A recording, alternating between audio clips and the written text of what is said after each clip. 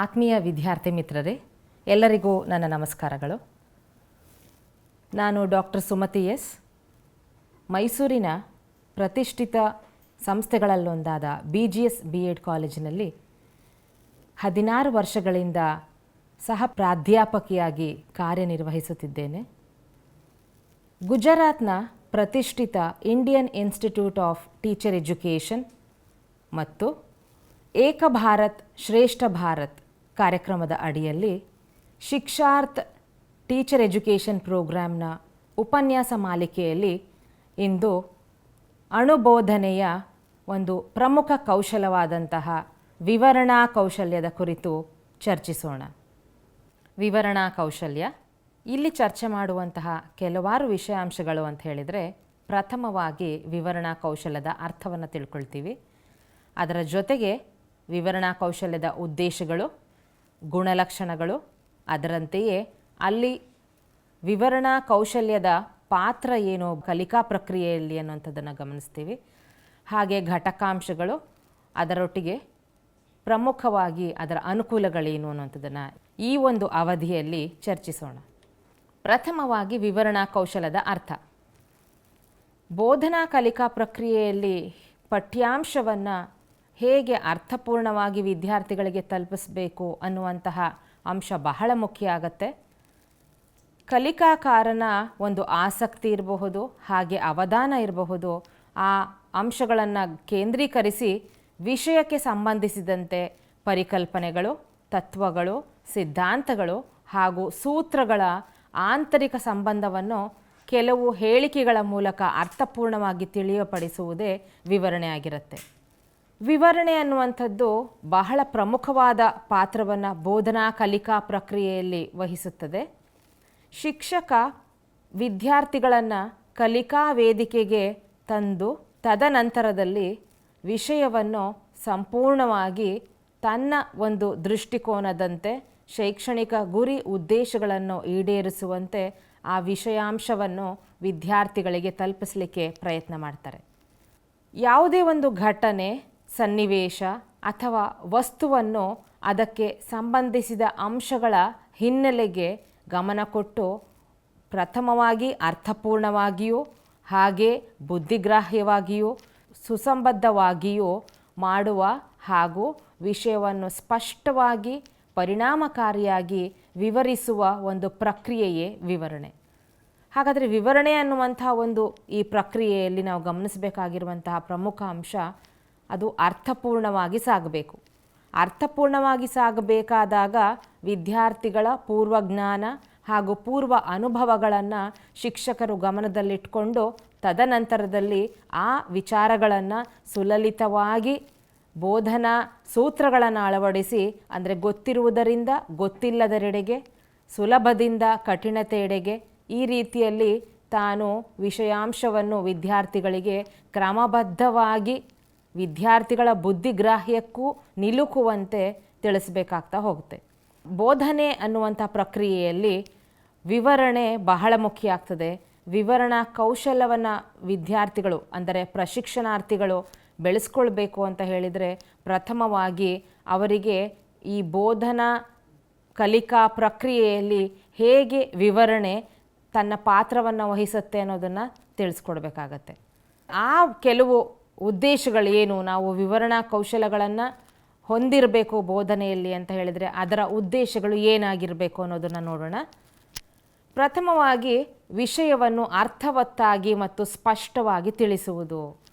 ಅರ್ಥವತ್ತಾಗಿ ವಿಚಾರವನ್ನು ಮಂಡನೆ ಮಾಡಬೇಕು ಅಂತ ಆದರೆ ಅಲ್ಲಿ ಕ್ರಮಬದ್ಧತೆ ಇರಬೇಕು. ಹಾಗೆ ಪೂರ್ವ ಜ್ಞಾನವನ್ನು ಅನುಸರಿಸಿ ವಿದ್ಯಾರ್ಥಿಗಳಿಗೆ ವಿಷಯವನ್ನು ಸ್ಪಷ್ಟವಾಗಿ ತಿಳಿಸಬೇಕಾಗತ್ತೆ. ಸ್ಪಷ್ಟತೆ ಎನ್ನುವಾಗ ನಾವು 2 ಆಯಾಮ ನೋಡ್ತೀವಿ. ಮೊದಲನೇದಾಗಿ ಭಾಷಾ ಸ್ಪಷ್ಟತೆ ಹಾಗೂ ವಿಚಾರದ ಸ್ಪಷ್ಟತೆ. ಭಾಷೆ ಅಂತ ಹೇಳುವಾಗ ಅಲ್ಲಿ ನಮ್ಮ ಉಚ್ಚಾರಣೆ ಬರಬಹುದು. ಆ ಭಾಷೆಯ ಪದಗಳನ್ನು ನಾವು ಹೇಗೆ ಬಳಸ್ಕೊಳ್ತೀವಿ ಅದು ಸಹ ಬಹಳ ಪ್ರಮುಖ ಪಾತ್ರವನ್ನು ವಹಿಸುತ್ತೆ. ತದನಂತರದಲ್ಲಿ ಸ್ಪಷ್ಟತೆ ಅಂತ ಹೇಳುವಾಗ ವಿಷಯದ ಸ್ಪಷ್ಟತೆ ಬರುತ್ತೆ. ವಿಷಯದ ಸ್ಪಷ್ಟತೆ ಹೇಗೆ ಸಿಗುವಂಥದ್ದು? ಮೊದಲಿಗೆ ವಿಷಯದ ಮೂಲಾಂಶಗಳನ್ನು ನಾನು ಒಟ್ಟುಗೂಡಿಸಿ ತದನಂತರದಲ್ಲಿ ಅದನ್ನು ಪ್ರಸ್ತುತ ಪಠ್ಯಾಂಶಕ್ಕೆ ಹೇಗೆ ಹೋಲಿಕೆ ಮಾಡಿ ಅಥವಾ ಸಂಬಂಧವನ್ನು ಕಲ್ಪಿಸಿ ತಿಳಿಸ್ಕೊಡ್ಬೇಕು, ಅದು ಸ್ಪಷ್ಟತೆಯನ್ನು ನೀಡುವಂಥದ್ದಾಗತ್ತೆ. ಎರಡನೇ ಉದ್ದೇಶ ಅಂತ ಹೇಳುವಾಗ ಪ್ರಮುಖ ಮಾಹಿತಿಯನ್ನು ಹಂಚಿಕೊಳ್ಳಲು, ಆ ದಿನದ ಪ್ರಸ್ತುತ ವಿಚಾರ ಏನಿದೆ ಅಥವಾ ಪಠ್ಯಾಂಶ ಏನಿದೆ ಆ ವಿಷಯ ವಸ್ತುವನ್ನು ನಿರರ್ಗಳವಾಗಿ ಹಾಗೂ ಸುಸೂತ್ರವಾಗಿ ಪ್ರಮುಖ ಮಾಹಿತಿಯನ್ನು ವಿದ್ಯಾರ್ಥಿಗಳಿಗೆ ತಲುಪಿಸಬೇಕಾಗಿರುವುದು ಮೊದಲ ಉದ್ದೇಶ ಅಂತ ನಾವು ತಿಳಿಯಬಹುದು. ನಂತರ ವಿದ್ಯಾರ್ಥಿಗಳ ಗಮನ ಸೆಳೆಯಲು, ವಿದ್ಯಾರ್ಥಿಗಳ ಗಮನ ಅಥವಾ ಆಸಕ್ತಿ ವಿಷಯದೆಡೆಗೆ ಬರಬೇಕು ಅಂತಾದರೆ, ಪರಿಕಲ್ಪನೆಡೆಗೆ ಬರಬೇಕು ಅಂತಾದರೆ ಶಿಕ್ಷಕರಾದಂಥವರು ಆ ವಿವರಣಾ ವಿಧಾನವನ್ನು, ಅರ್ಥಪೂರ್ಣವಾಗಿರುವಂತಹ ವಿವರಣಾ ವಿಧಾನವನ್ನು ಆಯ್ಕೆ ಮಾಡಿಕೊಳ್ಬೇಕಾಗತ್ತೆ. ಆ ವಿವರಣಾ ವಿಧಾನದಲ್ಲಿ ಸೂಕ್ತವಾದಂತಹ ಅಥವಾ ಸಮರ್ಪಕವಾದಂತಹ ಕಲಿಕಾ ಸಹಾಯಕಗಳನ್ನು ಬಳಸಿಕೊಂಡು ವಿದ್ಯಾರ್ಥಿಗಳನ್ನು ಕಲಿಕೆ ಅಥವಾ ಕಲಿಕಾ ಪ್ರಕ್ರಿಯೆಯಲ್ಲಿ ಪಾಲ್ಗೊಳ್ಳುವಂತೆ ಮಾಡಬೇಕು. ಮುಂದಿನ ಉದ್ದೇಶ ವಿಷಯದ ಎಲ್ಲ ಆಯಾಮಗಳನ್ನು ಸಮರ್ಪಕವಾಗಿ ವಿವರಿಸಿ ತೀರ್ಮಾನಕ್ಕೆ ನೆರವಾಗಲು. ಇಲ್ಲಿ ಎಲ್ಲ ಆಯಾಮ ಅಂತ ನಾವು ಹೇಳುವಾಗ 3 ಆಯಾಮಗಳನ್ನು ನೋಡ್ತೀವಿ ಬೋಧನೆಯಲ್ಲಿ. 3 ಆಯಾಮಗಳಲ್ಲಿ ಜ್ಞಾನಾತ್ಮಕ ಹಾಗೂ ಭಾವನಾತ್ಮಕ ಹಾಗೂ ಕ್ರಿಯಾಜನ್ಯ. ಜ್ಞಾನಾತ್ಮಕ, ಭಾವನಾತ್ಮಕ, ಕ್ರಿಯಾಜನ್ಯ ವಲಯಗಳನ್ನು ನಾವು ಗಮನಿಸಿದಂತೆ ಎಲ್ಲ ಆಯಾಮಗಳಲ್ಲಿ ನಾವು ವಿದ್ಯಾರ್ಥಿಗಳನ್ನು ಮುಂದೆ ತರಬೇಕು ಅಥವಾ ಕಲಿಕೆಯಲ್ಲಿ ಸಾಧನೆಯನ್ನು ಕಾಣಬೇಕು ಅನ್ನುವಂತಹ ಪ್ರಮುಖ ಉದ್ದೇಶ ಇದಾಗಿದೆ. ಇಲ್ಲಿ ಜ್ಞಾನಾತ್ಮಕವಾಗಿ ಅಂತ ತಿಳಿಸೋ ಸಂದರ್ಭದಲ್ಲಿ ವಿಷಯದ ಜ್ಞಾನ ಆ ವಿದ್ಯಾರ್ಥಿಗಳಿಗೆ ತಲುಪಬೇಕು. ಅದು ಅಷ್ಟೇ ಅಲ್ಲದೆ ಅವರು ಅರ್ಥೈಸಿ ತದನಂತರದಲ್ಲಿ ಅದನ್ನು ಅನ್ವಯ ಮಾಡುವಂತಹ ಒಂದು ಸಾಮರ್ಥ್ಯವನ್ನು ನಾವು ಅವರಿಗೆ ಬೆಳೆಯುವಂತೆ ಮಾಡಬೇಕಾಗತ್ತೆ. ಇದರ ಜೊತೆಗೆ ಭಾವನಾತ್ಮಕವಾಗಿ ಇದು ಬಹಳ ಪ್ರಮುಖವಾದಂತಹ ಹಾಗೂ ಅತ್ಯಗತ್ಯ ಇರುವಂತಹ ಒಂದು ಆಯಾಮ ಅಂತ ಹೇಳಬಹುದು. ಭಾವನಾತ್ಮಕವಾಗಿ ಆ ವಿದ್ಯಾರ್ಥಿಯನ್ನು ನಾವು ಸದೃಢರನ್ನಾಗಿ ಮಾಡಬೇಕು ಅಂತ ಹೇಳಿದ್ರೆ ಆ ವಿವರಣೆ ಎನ್ನುವಂಥದ್ದು ಬಹಳ ಪ್ರಮುಖ ಪಾತ್ರವನ್ನು ವಹಿಸುತ್ತೆ.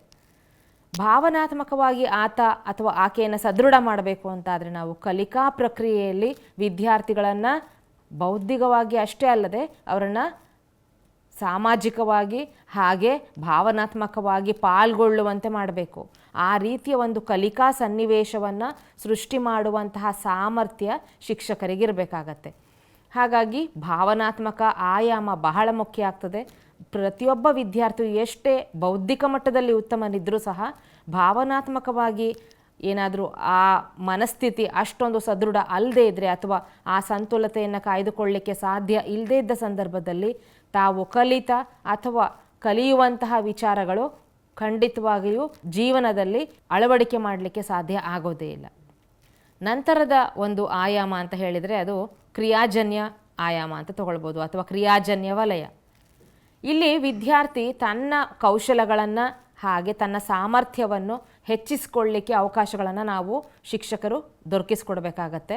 ವಿವರಣಾ ಕೌಶಲ ಎಲ್ಲ ಆಯಾಮದಲ್ಲೂ ಸಮರ್ಪಕವಾಗಿ ವಿದ್ಯಾರ್ಥಿಗಳನ್ನು ಬೆಳೆಸಲು ಅಥವಾ ವಿಕಸನ ಹೊಂದಲು ಸಹಾಯ ಮಾಡುತ್ತೆ. ಪ್ರಮುಖವಾಗಿ ಈ ಬೋಧನಾ ಕಲಿಕಾ ಪ್ರಕ್ರಿಯೆಯನ್ನು ಸುಗಮಗೊಳಿಸಬೇಕು ಅನ್ನುವಂಥದ್ದು ಪ್ರಮುಖ ಉದ್ದೇಶ ಆಗಿರುತ್ತೆ. ಹೀಗೆ ನೋಡೋ ಸಂದರ್ಭದಲ್ಲಿ ವಿವರಣಾ ಕೌಶಲ್ಯದ ಗುಣಲಕ್ಷಣಗಳು. ವಿವರಣಾ ಕೌಶಲ ತನ್ನದೇ ಆದಂತಹ ಕೆಲವು ಗುಣಲಕ್ಷಣಗಳನ್ನು ಹೊಂದಿದೆ. ಒಬ್ಬ ವ್ಯಕ್ತಿ ಸಂಪೂರ್ಣ ಆಗಬೇಕು ಅಂತಾದರೆ ಜ್ಞಾನಾತ್ಮಕವಾಗಿ ಹಾಗೂ ಭಾವನಾತ್ಮಕವಾಗಿ ಹಾಗೂ ಕೌಶಲ್ಯಕ್ಕೆ ಸಂಬಂಧಿಸಿದಂತೆ ಎಲ್ಲ ರೀತಿಯಲ್ಲೂ ಆತ ಸದೃಢನಾಗ್ತಾ ಹೋಗಬೇಕಾಗತ್ತೆ. ತನ್ನ ವಯೋಮಿತಿಗೆ ತಕ್ಕಂತೆ ತನ್ನ ಒಂದು ಸಾಮರ್ಥ್ಯಕ್ಕೆ ಅನುಗುಣವಾಗಿ ಬೆಳೀತಾ ಹೋಗಬೇಕು. ಅದು ತಾನು ನಿರಂತರವಾಗಿ ಕಲಿತಾಗ ಮಾತ್ರ ಸಾಧ್ಯ ಆಗುತ್ತೆ. ಹಾಗಾಗಿ ಆ ಕಲಿಕೆ ನಿರಂತರವಾಗಬೇಕು ಅಂತ ಹೇಳಿದ್ರೆ ವಿವರಣೆ ಎನ್ನುವಂಥದ್ದು ಯಾವುದೇ ರೀತಿಯ ಗೊಂದಲ ಅಥವಾ ನಿಗೂಢತೆಗಳನ್ನು ಒಳಗೊಳ್ಳದಂತೆ ನಿರಂತರವಾಗಿ ಸಾಗುವಂತಹ ಪ್ರಕ್ರಿಯೆಯಾಗಬೇಕು. ವಿವರಣೆ ನಿರಂತರ ಪ್ರಕ್ರಿಯೆ. ಹೇಗೆ ಹೇಳ್ಬೋದು? ನಿರಂತರವಾಗಿ ನಾವು ಒಂದು ವಿಚಾರವನ್ನು ತನ್ನ ಮೂಲಾಂಶದಿಂದ ಪ್ರಾರಂಭಗೊಂಡು ಆ ಮೂಲಾಂಶದ ಜೊತೆಗೆ ಪ್ರಸ್ತುತ ಹೊಸ ವಿಚಾರ ಏನಿದೆ ಅದನ್ನು ತಿಳಿಯಪಡಿಸ ಹೊರಡ್ತೀವಿ. ಹಾಗಾಗಿ ಇದು ನಿರಂತರತೆಯನ್ನು ಕಾಯ್ದುಕೊಳ್ಬೇಕು. ಆ ನಿರಂತರತೆಯನ್ನು ಕಾಯ್ದುಕೊಳ್ಳುವ ಸಂದರ್ಭದಲ್ಲಿ ವಿದ್ಯಾರ್ಥಿಗಳ ಗಮನ ವಿಷಯದೆಡೆಗಿದೆಯಾ ಅಂತ ಪರೀಕ್ಷೆ ಮಾಡ್ಕೊಳ್ತಾ ಹೋಗ್ತಾರೆ ಶಿಕ್ಷಕರು. ಅದರ ಜೊತೆಗೆ ತಾನು ವಿವರಿಸುತ್ತಿರುವ ಅಥವಾ ಚರ್ಚೆ ಮಾಡ್ತಾ ಇರುವಂತಹ ವಿಚಾರಗಳು ವಿದ್ಯಾರ್ಥಿಗೆ ಎಷ್ಟು ತಲುಪ್ತಾ ಇದೆ ಅನ್ನುವಂಥದ್ದು ಬಹಳ ಮುಖ್ಯ ಆಗ್ತದೆ. ಹಾಗಾಗಿ ತಾನು ಚರ್ಚೆ ಮಾಡ್ತಾ ಇರುವಂತಹ ವಿಷಯಗಳ ಸಹಸಂಬಂಧವನ್ನು ಸಹ ಗಮನಿಸ್ತಾ ಹೋಗ್ತಾರೆ. ಆ ಅಂತರ್ ಸಂಬಂಧ ಅಂಶಗಳನ್ನು ಸಮಗ್ರವಾಗಿ ತಿಳಿಸ್ಕೊಡುವಂಥದ್ದು ವಿವರಣೆಯಾಗಿರುತ್ತೆ. ಹಾಗಾದರೆ ವಿವರಣೆಯ ಮತ್ತೊಂದು ಗುಣಲಕ್ಷಣ ಸಮಗ್ರ ಹೇಳಿಕೆ ಅಂತ ನಾವು ಹೇಳ್ಬೋದು. ಈ ಸಮಗ್ರ ಹೇಳಿಕೆ ಅಂತ ಹೇಳುವಾಗ ಅಲ್ಲಿ ಹಲವಾರು ಸರಳ ಹೇಳಿಕೆಗಳನ್ನು ಒಳಗೊಂಡು ಅದನ್ನು ಸಮಗ್ರತೆಯನ್ನು ಕಾಯ್ದುಕೊಳ್ಳಲಿಕ್ಕೆ ಸಾಧ್ಯತೆಯನ್ನು ನಾವು ಗಮನಿಸಬಹುದು. ಶಿಕ್ಷಕರು ಅಂತರ್ ಸಂಬಂಧಿತ ಹೇಳಿಕೆಗಳನ್ನು ಉಪಯೋಗಿಸಲು ಕಲಿತಾ ಹೋಗ್ತಾರೆ. ಶಿಕ್ಷಕರಾದಂಥವರಿಗೆ ತಮ್ಮ ಸಾಮರ್ಥ್ಯವನ್ನು ಹೆಚ್ಚಿಸಿಕೊಳ್ಳಲಿಕ್ಕೆ ಸಹ ಈ ಒಂದು ವಿವರಣಾ ಕೌಶಲ್ಯ ಬಹಳ ಸಹಕಾರಿಯಾಗಿದೆ. ತಮ್ಮಲ್ಲಿರುವಂತಹ ಒಂದು ಸಾಮರ್ಥ್ಯವನ್ನು ಬಳಸ್ಕೊಂಡು ವಿವರಣೆ ಸುಸೂತ್ರವಾಗಿ ನಡಿಬೇಕು. ಹಾಗೆ ಈ ಹೇಳಿಕೆಗಳನ್ನು ಹೇಗೆ ಸಮಗ್ರ ರೂಪದಲ್ಲಿ ತಿಳಿಸ್ಕೊಡ್ಬೇಕಾಗತ್ತೆ, ಆ ನಿರಂತರತೆಯನ್ನು ಹೇಗೆ ಕಾಯ್ದುಕೊಳ್ಬೇಕಾಗತ್ತೆ ಅನ್ನುವಂತಹ ಕಲೆಯನ್ನು ಶಿಕ್ಷಕರು ಪಡಿತಾ ಹೋಗ್ತಾರೆ. ವಿವರಣಾ ಕೌಶಲ್ಯದಲ್ಲಿ ನಾವು ಅಂತರ್ ಸಂಬಂಧಿತ ಅಂಶಗಳು ಅಂತ ನೋಡಿದ್ವಿ. ಅಂತರ್ ಸಂಬಂಧಿತ ಅಂಶಗಳು ಅಂತ ಹೇಳಿದರೆ ಒಂದು ಶಾಲೆ ಅಂತ ಆದಾಗ ಹಲವಾರು ವಿಷಯಗಳನ್ನು ಒಳಗೊಂಡಿರುವಂಥದ್ದಾಗಿದೆ. ಹಲವಾರು ವಿಷಯಗಳನ್ನು ಒಳಗೊಂಡಿರೋದ್ರ ಜೊತೆಗೆ ಒಂದು ವಿಷಯ ಮತ್ತೊಂದು ವಿಷಯದ ಜೊತೆಗೆ ಅಂತರ್ ಸಂಬಂಧವನ್ನು ಹೊಂದಿರುತ್ತೆ. ಅದರ ಜೊತೆಗೆ ಅಂದರೆ ಇಂಟರ್ ಡಿಪೆಂಡೆನ್ಸ್ ಇದ್ದೇ ಇರುತ್ತೆ ಖಂಡಿತವಾಗ್ಲೂ. ಹಾಗೆ ಅದರ ಜೊತೆಗೆ ಇಂಟರ್ ಲಿಂಕಿಂಗ್ ಆಗಿರುತ್ತೆ. ಅಂದರೆ ಅಲ್ಲಿ ಒಂದಲ್ಲ ಒಂದು ರೀತಿಯಲ್ಲಿ ಒಂದು ವಿಷಯ ಮತ್ತೊಂದು ವಿಷಯದೊಂದಿಗೆ ಸಹ ಸಂಬಂಧವನ್ನು ಹೊಂದಿರುತ್ತೆ. ಪೂರಕವಾಗಿ ಬೋಧನೆ ಕಲಿಕೆ ಎರಡೂ ಪ್ರಕ್ರಿಯೆಗಳು ಸಾಗ್ತಾ ಹೋಗ್ತಾ ಇರುತ್ತೆ. ನಿರಂತರತೆಯನ್ನು ಕಾಯ್ದುಕೊಳ್ಳಲಿಕ್ಕೆ ನಮಗೆ ಬಹಳ ಅನುಕೂಲ ಆಗುತ್ತೆ. ವಿವರಣೆಯು ಒಂದು ವಸ್ತು, ಘಟನೆ, ಕ್ರಿಯೆ ಇತ್ಯಾದಿಗಳನ್ನು ಮತ್ತೊಂದು ವಸ್ತು, ಘಟನೆ ಹಾಗೂ ಕ್ರಿಯೆಗಳೊಂದಿಗೆ ಹೊಂದಿಸುವ ಪ್ರಕ್ರಿಯೆಯಾಗಿದೆ. ಈ ಪ್ರಕ್ರಿಯೆ ಅಂತ ಹೇಳಿದ್ರೆ ಅದು ನಿರಂತರವಾಗಿ ಸಾಗ್ತಾ ಇರುವಂತಹ ಒಂದು ಚಟುವಟಿಕೆ ಆಗಿರುತ್ತೆ. ಹಾಗೆ ಇಲ್ಲಿ ಒಂದು ವಸ್ತು ಇರಬಹುದು, ಘಟನೆ ಇರಬಹುದು, ಅಥವಾ ಕ್ರಿಯೆ ಅಥವಾ ಒಬ್ಬ ವ್ಯಕ್ತಿಗೆ ಸಂಬಂಧಪಟ್ಟಂತೆ ಇರಬಹುದು. ಹಾಗಾದರೆ ಒಂದು ವಸ್ತು ಮತ್ತೊಂದು ವಸ್ತುವಿಗೆ ಅಥವಾ ಒಂದು ವಸ್ತು ಒಂದು ಘಟನೆಗೆ ಸಂಬಂಧಪಟ್ಟಂತೆ ನಾವು ಹೊಂದಿಸುವಂತಹ ಪ್ರಕ್ರಿಯೆ ವಿವರಣೆಯಾಗಿರುತ್ತೆ. ಉದಾಹರಣೆಗೆ ಬೆಳಕು ಅನ್ನುವಂಥ ಪರಿಕಲ್ಪನೆ ತೆಗೆದುಕೊಂಡ್ರೆ ಬೆಳಕಿನ ಪ್ರತಿಫಲನ ಹೇಗೆ ಆಗುತ್ತೆ ಎನ್ನುವಂತಹ ಒಂದು ಕಾರಣವನ್ನು ನಾವು ಹುಡುಕ್ತಾ ಹೋದಂತೆ ಆ ಒಂದು ಕ್ರಿಯೆ ನಡೆಯುವಂಥ ಸಂದರ್ಭದಲ್ಲಿ ಪರಿಸರಾತ್ಮಕ ಅಂಶಗಳು ಹೇಗೆ ಬಹಳ ಮುಖ್ಯ ಆಗ್ತದೆ ಎನ್ನುವಂತೆ ನಾವು ಹೊಂದಿಕೆ ಮಾಡ್ಕೊಳ್ತಾ ಹೋಗ್ತೀವಿ. ಒಂದು ಬೆಳಕು ಮತ್ತೊಂದು ಆ ಬೆಳಕು ಯಾವ ಒಂದು ವಸ್ತುವಿನ ಮೇಲೆ ಬೀಳುತ್ತೋ ಆ ವಸ್ತುವಿನ ಗುಣಲಕ್ಷಣ ಏನು, ಹೀಗೆ ಒಂದು ವಸ್ತು ಒಂದು ಕ್ರಿಯೆ ಹೇಗೆ ಸಂಬಂಧವನ್ನು ಸೃಷ್ಟಿ ಮಾಡಬಹುದು ಅಥವಾ ಹೇಗೆ ಹೊಂದಿಕೆ ಆಗತ್ತೆ ಒಂದು ಕಾರ್ಯ ಸಾಧನೆ ಆಗಬೇಕು ಅನ್ನುವಂತಹ ಚರ್ಚೆ ಆಗ್ತಾ ಹೋಗುತ್ತೆ. ಅದೇ ಧಾಟಿಯಲ್ಲಿ ನಾವು ಯಾವುದೇ ಒಂದು ಸಂದರ್ಭದಲ್ಲೂ ವಿವರಣೆ ಉದಾಹರಣೆಗಳನ್ನು ಒಳಗೊಂಡಿದೆ ಅಂತ ಹೇಳ್ಬೋದು. ಬೋಧನೆಯಲ್ಲಿ ವಿವರಣೆಯು ಪ್ರಮುಖವಾದ ಹಂತವಾಗಿದೆ. ಈ ಉದಾಹರಣೆಗಳನ್ನು ನಾವು ಬಳಸ್ಕೊಂಡಿದ್ದೇ ಆದರೆ ಯಾವುದೇ ರೀತಿಯ ಕ್ಲಿಷ್ಟವಾದ ಅಥವಾ ಅಮೂರ್ತವಾದ ವಿಷಯಗಳನ್ನು ಅರ್ಥ ಮಾಡಿಸಲಿಕ್ಕೆ ಬಹಳ ಸುಲಭ ಆಗತ್ತೆ. ಕ್ಲಿಷ್ಟವಾದ ಅಂಶಗಳನ್ನು ನಾವು ಉದಾಹರಣೆಗಳ ಸಹಿತ ತಿಳಿಸಿದಾಗ ವಿದ್ಯಾರ್ಥಿಗಳಿಗೆ ತಮ್ಮ ಪೂರ್ವ ಅನುಭವ ಅಥವಾ ಪೂರ್ವ ಜ್ಞಾನದ ಒಂದು ಸಹಾಯದಿಂದ ಪ್ರಸ್ತುತ ವಿಷಯಾಂಶವನ್ನು ಅರ್ಥ ಮಾಡ್ಕೊಳ್ತಾ ಹೋಗ್ತಾರೆ. ಈ ಸನ್ನಿವೇಶದಲ್ಲಿ ನಾವು ಭಾವನಾತ್ಮಕವಾಗಿ ವಿದ್ಯಾರ್ಥಿಗಳನ್ನು ಹೆಚ್ಚು ಸದೃಢಗೊಳಿಸಲಿಕ್ಕೆ ಸಾಧ್ಯ ಆಗತ್ತೆ. ಈ ಒಂದು ವಿಷಯ ಸುಲಭ ಇದೆ, ಈ ವಿಷಯ ಬಹಳ ಸುಲಭ ಇದೆ ಅನ್ನುವಂಥ ಒಂದು ಅಭಿಪ್ರಾಯ ವಿದ್ಯಾರ್ಥಿಗಳಿಗೆ ಬಂದಿದ್ದೇ ಆದರೆ ನಿರಂತರವಾಗಿ ಕಲಿಕೆಯಲ್ಲಿ ತೊಡಗಿಕೊಂಡು ಹೋಗ್ತಾರೆ. ಆ ಕಲಿಕೆಯಲ್ಲಿ ತೊಡಗಿಕೊಳ್ಬೇಕಂದ್ರೆ ವಿದ್ಯಾರ್ಥಿಗಳನ್ನು ಎಲ್ಲ ರೀತಿಯಲ್ಲಿ ಅಂತ ಹೇಳಿದರೆ ದೈಹಿಕವಾಗಿ ಮಾನಸಿಕವಾಗಿ ನಾವು ತೊಡಗಿಸ್ಕೊಳ್ಬೇಕಾಗತ್ತೆ. They should involve actively in the learning situation so that we can plan for activities. ಕೆಲವಾರು ಚಟುವಟಿಕೆಗಳನ್ನು ಆಯೋಜನೆ ಮಾಡಿ ವಿದ್ಯಾರ್ಥಿಗಳಿಗೆ ನಾವು ಕಲಿಕೆಯಲ್ಲಿ ಸಾಧನೆ ಮಾಡಲಿಕ್ಕೆ ಸಹಾಯ ಮಾಡಬೇಕಾಗತ್ತೆ. ಮುಂದಿನ ಅಂಶ ವಿವರಣೆಯು ವರ್ಣಾತ್ಮಕತೆ ಹಾಗೂ ವ್ಯಾಖ್ಯಾನಾತ್ಮಕತೆಯಿಂದ ಕೂಡಿದೆ. ವರ್ಣಾತ್ಮಕತೆ ಯಾವುದೇ ಒಂದು ಸನ್ನಿವೇಶ ಅಥವಾ ಪಠ್ಯಾಂಶವನ್ನು ವರ್ಣಿಸುವಂತಹ ಅವಕಾಶವನ್ನು ನಮಗೆ ಈ ವಿವರಣೆ ದೊರಕಿಸಿಕೊಡುತ್ತೆ. ಜಲಿಯನ್ ವಾಲಾಬಾಗ್ ಅನ್ನುವಂಥ ಒಂದು ಸನ್ನಿವೇಶ ತೆಗೆದುಕೊಂಡ್ರೆ ನಾವು ಇತಿಹಾಸದಲ್ಲಿ ಆ ಒಂದು ಸನ್ನಿವೇಶವನ್ನು ಘಟನೆಯನ್ನು ಹೇಗೆ ವರ್ಣಿಸಬಹುದು, ಯಾವೆಲ್ಲ ರೀತಿಯ ಆಗುಹೋಗುಗಳನ್ನು ಗಮನಿಸಬಹುದು ವಿದ್ಯಾರ್ಥಿಗಳು ಅನ್ನೋದನ್ನು ತಿಳಿಸಬಹುದು. ಅದೇ ಧಾಟಿಯಲ್ಲೇ ವ್ಯಾಖ್ಯಾನಾತ್ಮಕತೆ, ಡಿಫೈನಿಂಗ್ ಅಂತ ಬರುತ್ತೆ. ವ್ಯಾಖ್ಯಾನವನ್ನು ತಿಳಿಸುವಂಥದ್ದು. ಯಾವುದೇ ಒಂದು ಪರಿಕಲ್ಪನೆ ಇರಬಹುದು ಅಥವಾ ಪ್ರಾಕಲ್ಪನೆ ಇರಬಹುದು, ಸಿದ್ಧಾಂತ ಇರಬಹುದು, ಈ ಅಂಶಗಳನ್ನು ವ್ಯಾಖ್ಯಾನಿಸುತ್ತಾ ಹೋದಾಗ ಅಲ್ಲಿರುವಂತಹ ಕಠಿಣ ಅಂಶಗಳು ವಿದ್ಯಾರ್ಥಿಗಳಿಗೆ ಸುಲಭ ಆಗ್ತಾ ಹೋಗುತ್ತೆ.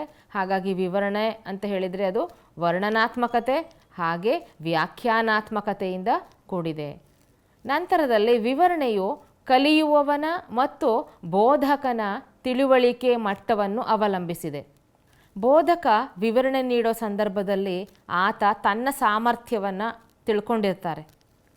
ನಾನು ಹೇಗೆ ಚಟುವಟಿಕೆಗಳನ್ನು ಆಯೋಜಿಸಬಹುದು, ಯಾವ ಬೋಧನಾ ವಿಧಾನ ಸೂಕ್ತ ಅನ್ನುವಂಥದ್ದು ತಿಳಿದಿರ್ತಾರೆ. ಆ ಬೋಧನಾ ವಿಧಾನವನ್ನು ಬಳಸುವಂತಹ ಸಾಮರ್ಥ್ಯ ತನ್ನಲ್ಲಿದೆಯಾ ಅನ್ನುವಂಥದ್ದನ್ನು ಬೋಧಕನು ಅರ್ಥೈಸ್ಕೊಳ್ತಾನೆ. ಹಾಗಾಗಿ ವಿವರಣೆಯಿಂದ ವಿದ್ಯಾರ್ಥಿ ಹಾಗೂ ಶಿಕ್ಷಕರು ತಮ್ಮ ಒಂದು ತಿಳುವಳಿಕೆಯ ಮಟ್ಟ, ತಮ್ಮ ಬೋಧನಾ ಸಾಮರ್ಥ್ಯ ಎರಡನ್ನೂ ಸಹ ಇಲ್ಲಿ ತಿಳಿಯಬಹುದು. ಕಲಿಕಾರ್ಥಿಯು ವಿವರಣೆಯನ್ನು ಅರ್ಥೈಸಿಕೊಳ್ಳಬೇಕು ಅಂತಾದರೆ ವಿಷಯಾಂಶವನ್ನು ಹೇಗೆ ಬೋಧಕ ತಿಳಿಸ್ಕೊಡ್ತಾ ಹೋಗ್ತಾರೋ ಅದನ್ನು ಕ್ರಮಾನುಗತವಾಗಿ ನಿರಂತರವಾಗಿ ತಾನು ಮಾನಸಿಕವಾಗಿ ಕಲಿಕಾ ಪ್ರಕ್ರಿಯೆಯಲ್ಲಿ ತೊಡಗಿದ್ದಾಗ ಮಾತ್ರ ಕಲಿಕಾರ್ಥಿಯು ಅರ್ಥೈಸಿಕೊಳ್ಳಲಿಕ್ಕೆ ಸಾಧ್ಯ ಆಗುತ್ತೆ.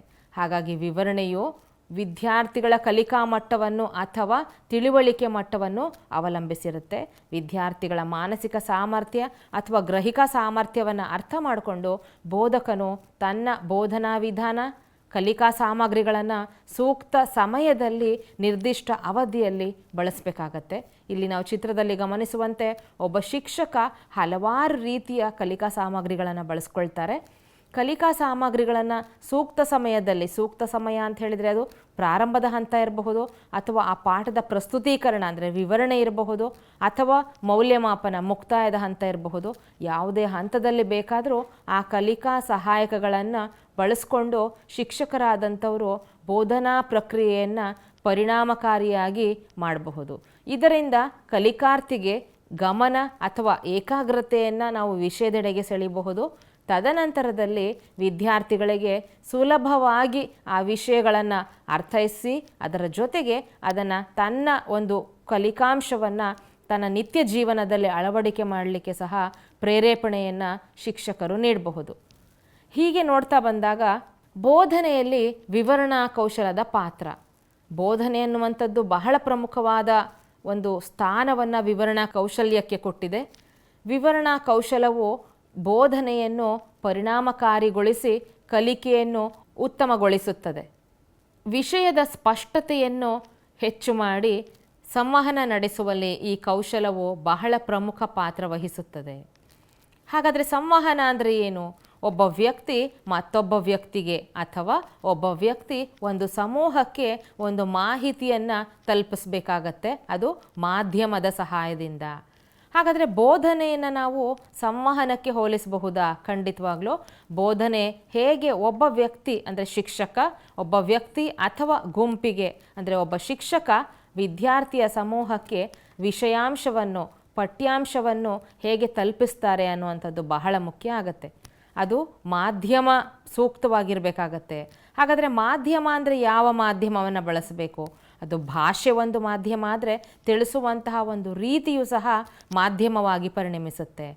ಇಲ್ಲಿ ಕಲಿಕಾ ಸಹಾಯಕಗಳನ್ನು ಬಳಸಬಹುದು, ತದನಂತರ ಅಲ್ಲಿ ಪ್ರಯೋಗಗಳನ್ನು ಕೈಗೊಳ್ಳಬಹುದು ಅಥವಾ ವಿದ್ಯಾರ್ಥಿಗಳನ್ನು ಚಟುವಟಿಕೆಯಲ್ಲಿ ಪಾಲ್ಗೊಳ್ಳುವಂತೆ ಸಹ ಮಾಡಬಹುದಾಗಿದೆ. ವಿವರಣಾ ಕೌಶಲವು ಕಲಿಕಾ ಪ್ರಕ್ರಿಯೆಯನ್ನು ಪರಿಣಾಮಗೊಳಿಸಬೇಕು, ಅದನ್ನು ಉತ್ತಮ ಮಾಡಬೇಕು ಅಂತಾದರೆ ವಿಷಯವನ್ನು ಸ್ಪಷ್ಟವಾಗಿ ಅರ್ಥೈಸಬೇಕು.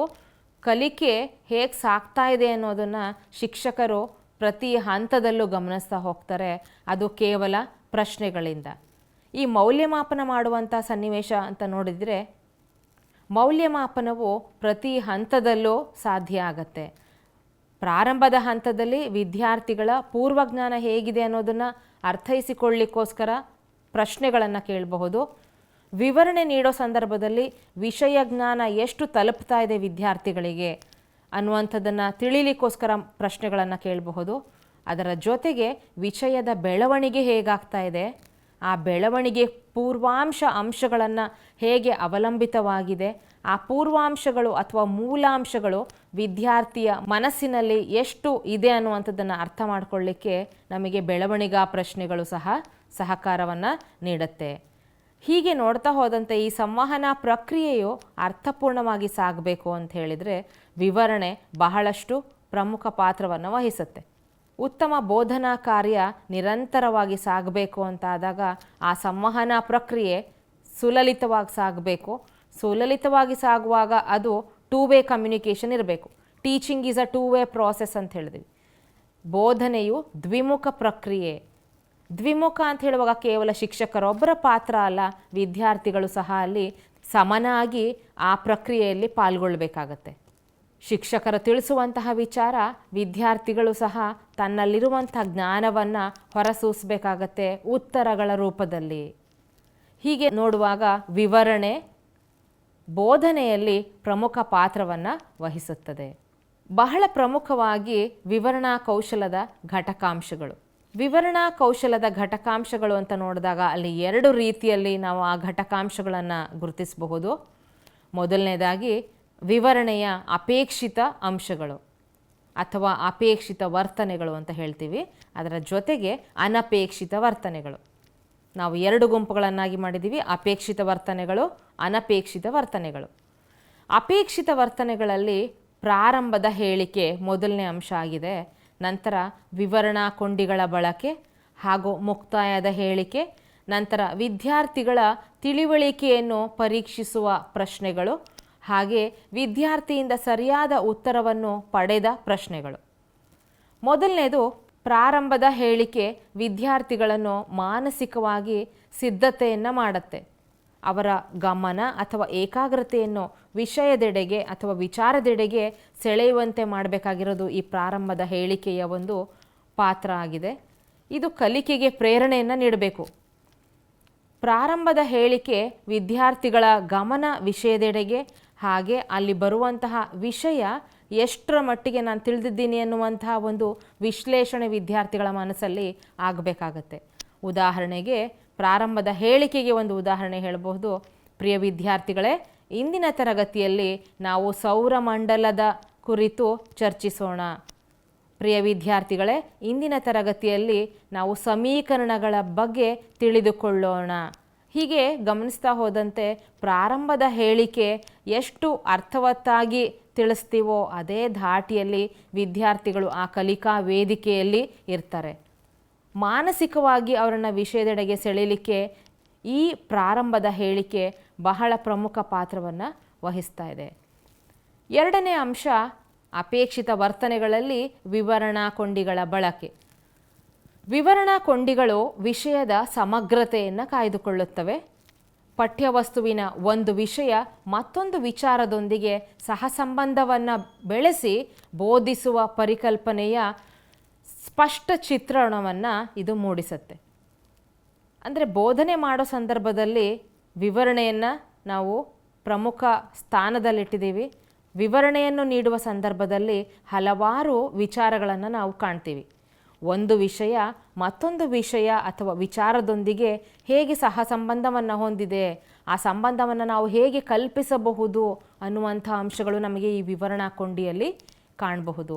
ವಿವರಣಾ ಕೊಂಡಿಗಳಿಂದ ಒಂದು ವಿಚಾರವನ್ನು ಮತ್ತೊಂದು ವಿಚಾರಕ್ಕೆ ಹೇಗೆ ಲಿಂಕ್ ತಗೊಳ್ಬೋದು, ಅಂದರೆ ಸಹ ಸಂಬಂಧವನ್ನು ಕಲ್ಪಿಸಬಹುದು ಅನ್ನೋದನ್ನು ತಿಳಿಯಪಡಿಸುತ್ತೆ. ವಿವರಣಾ ಕೊಂಡಿಗಳಿಗೆ ಕೆಲವು ಉದಾಹರಣೆಗಳಿವೆ. ಆ ವಿವರಣಾ ಕೊಂಡಿಗಳ ಉದಾಹರಣೆಗಳನ್ನು ನೋಡೋಣ. ಹಾಗಾಗಿ, ಆದ್ದರಿಂದ, ಸಹ, ತರುವಾಯ, ಆದಾಗಿಯೂ, ನಂತರ, ಜೊತೆಗೆ, ಇದಲ್ಲದೆ, ಪರಿಣಾಮವಾಗಿ, ಆದ ಕಾರಣ, ಮೊದಲು, ಮುಂದೆ, ತರುವಾಯ, ಮತ್ತೊಂದೆಡೆ, ಅದಲ್ಲದೆ, ವ್ಯತಿರಿಕ್ತವಾಗಿ, ಅದೇ ರೀತಿ, ಬಳಿಕ, ಈ ದೆಸೆಯಿಂದ, ಹೀಗೆ, ಈ ರೀತಿ ಇತ್ಯಾದಿಗಳು. ಇವೆಲ್ಲವೂ ವಿವರಣಾ ಕೊಂಡಿಗಳು ಅಂತ ನಾವು ಹೇಳ್ಬೋದು. ವಿವರಣೆ ನೀಡೋ ಸಂದರ್ಭದಲ್ಲಿ ಒಂದು ವಿಷಯ ವಸ್ತುವನ್ನು ಮತ್ತೊಂದು ಮೂಲಾಂಶದ ಜೊತೆಗೆ ಹೇಗೆ ನಾವು ಆ ಕೊಂಡಿಯನ್ನು ಬಳಸಿ ನಾವು ಸಹ ಸಂಬಂಧವನ್ನು ಕಲ್ಪಿಸಬೇಕು ಅನ್ನೋದನ್ನು ನೋಡೋಣ. ಎಲ್ಲ ವಿಷಯದಲ್ಲೂ, ಅದು ಯಾವುದೇ ಭಾಷೆ ಇರಬಹುದು, ಕನ್ನಡ, ಇಂಗ್ಲೀಷ್, ಹಿಂದಿ ಯಾವುದೇ ಆಗಿರಬಹುದು, ಅಥವಾ ನಾವು ನೋಡುವಂತೆ ವಿಷಯಾಂಶಗಳು, ವಿಷಯ ಅಂತ ನೋಡಿದಾಗ ಸಮಾಜ ವಿಜ್ಞಾನ ಇರ್ಬೋದು, ವಿಜ್ಞಾನ ಇರಬಹುದು, ಹಾಗೆ ಗಣಿತದಲ್ಲೂ ಸಹ ನಾವು ಈ ವಿವರಣಾ ಕೊಂಡಿಗಳನ್ನು ಬಳಸಲೇಬೇಕಾಗತ್ತೆ. ಇದು ವಿದ್ಯಾರ್ಥಿಗಳ ಏಕಾಗ್ರತೆಯನ್ನು, ಅವರ ಗಮನವನ್ನು ವಿಷಯದೆಡೆಗೆ ಸೆಳೆಯಲಿಕ್ಕೆ ಸಾಧ್ಯ ಮಾಡುತ್ತೆ. ಹಾಗಾದರೆ ನಾವು ಭಾಷೆಯಲ್ಲಿ ಕಥೆಯ ನಿರೂಪಣೆ ಮಾಡೋ ಸಂದರ್ಭದಲ್ಲಿರಬಹುದು, ಅಥವಾ ಆ ಸನ್ನಿವೇಶವನ್ನು ವಿದ್ಯಾರ್ಥಿಗಳಿಗೆ ತಿಳಿಸೋ ಸಂದರ್ಭದಲ್ಲಿ ಸಹ ಈ ವಿವರಣಾ ಕೊಂಡಿಗಳನ್ನು ಬಳಸ್ಕೋಬಹುದು. ಹಾಗಾದರೆ ವಿವರಣೆಯ ಒಂದು ಉದಾಹರಣೆ ನೋಡಬೇಕು ಅಂದರೆ, ಒಂದು ಕತೆ ನಿರೂಪಣೆ ಸಂದರ್ಭದಲ್ಲಿ ಹೇಗೆ ಮೌಲ್ಯಗಳನ್ನು ವಿದ್ಯಾರ್ಥಿಗಳಿಗೆ ತಿಳಿಸ್ಕೊಡ್ಬೇಕು, ನಮ್ಮ ಸುತ್ತಮುತ್ತಲಿನ ಪರಿಸರ ಹೇಗಿರಬೇಕು ಅನ್ನೋದನ್ನು ತಿಳಿಸ್ಲಿಕ್ಕೆ ಒಂದು ಚಿಕ್ಕ ಕಥೆಯನ್ನು ನಾವು ತಿಳ್ಕೊಳ್ಬಹುದು. ಉದಾಹರಣೆಗೆ ಪಂಚತಂತ್ರದ ಕಥೆಗಳು. ಇಲ್ಲಿ 2 ಗಿಳಿಗಳು ಎಂಬ ಒಂದು ಕಥೆ ಇದೆ. ಒಂದಾನೊಂದು ಕಾಲದಲ್ಲಿ ಒಂದು ಮರದ ತುದಿಯಲ್ಲಿ ಒಂದು ಗಿಳಿಯು ಅವಳಿ ಜವಳಿ ಮರಿಗಳೊಂದಿಗೆ ವಾಸವಾಗಿತ್ತು. ಒಮ್ಮೆ ತಾಯಿ ಗಿಳಿ ಆಹಾರಕ್ಕಾಗಿ ಹೊರಗೆ ಹೋದಾಗ ಒಬ್ಬ ಬೇಟೆಗಾರ ಆ ಮರದ ಹತ್ತಿರ ಬರುತ್ತಾನೆ. ಆ ಬೇಟೆಗಾರ ಆ ಗಿಳಿ ಮರಿಗಳನ್ನು ಗಮನಿಸಿ 2 ಮರಿಗಳನ್ನು ತಾನು ತೆಗೆದುಕೊಂಡು ಹೋಗುತ್ತಾನೆ. ಅದನ್ನು ತನ್ನ ಚೀಲದಲ್ಲಿ ಹಾಕುವ ಸಂದರ್ಭದಲ್ಲಿ ಒಂದು ಗಿಳಿಯು ಕೆಳಗೆ ಬೀಳುತ್ತದೆ. ಆ ಕೆಳಗೆ ಬಿದ್ದ ಗಿಳಿ ಒಬ್ಬ ಸಾಧುವಿಗೆ ಸಿಗತ್ತೆ, ಮತ್ತೊಂದು ಗಿಳಿ ಆ ಬೇಟೆಗಾರನ ಚೀಲದಲ್ಲಿ ಉಳಿಯತ್ತೆ. ಆದ್ದರಿಂದ ಆ ಗಿಳಿಗಳು ತಮ್ಮ ತಾಯಿಯಿಂದ ದೂರ ಆಗುತ್ತವೆ. ಒಂದು ಗಿಳಿ ಬೇಟೆಗಾರನ ಬಳಿ ಹೋಗುತ್ತೆ, ಮತ್ತೊಂದು ಗಿಳಿ ಸಾಧುವಿನ ಬಳಿ ಹೋಗುತ್ತೆ. ಹೀಗೆ ನೋಡುವಾಗ ಒಬ್ಬ ಸಾಧುವು ಹೇಗೆ ತನ್ನ ಗಿಳಿಗೆ ಸಾಧುವು ತನ್ನಲ್ಲಿರುವಂತಹ ಗಿಳಿಗೆ ಯಾವ ರೀತಿ ಒಂದು ಟ್ರೈನಿಂಗ್ ಕೊಡ್ತಾನೆ, ಅಥವಾ ಸಾಧು ತನ್ನ ಒಂದು ಮನೋಧೋರಣೆಯಿಂದ ಆ ಗಿಳಿಯನ್ನು ಬೆಳೆಸ್ತಾ ಹೋದರೆ, ಬೇಟೆಗಾರ ತನ್ನ ಏನೆಲ್ಲ ಗುಣಗಳಿದೆ ಅದನ್ನು ಆ ಗಿಳಿಮರಿಗೆ, ತನ್ನಲ್ಲಿದ್ದ ಗಿಳಿಮರಿಗೆ ಕಲಿಸ್ತಾ ಹೋಗ್ತಾರೆ. ಇದರಿಂದ ವಿಭಿನ್ನವಾದಂತಹ ಗುಣಲಕ್ಷಣಗಳನ್ನು ಆ ಗಿಳಿಮರಿಗಳು ಪಡ್ಕೊಳ್ತಾ ಹೋಗ್ತವೆ.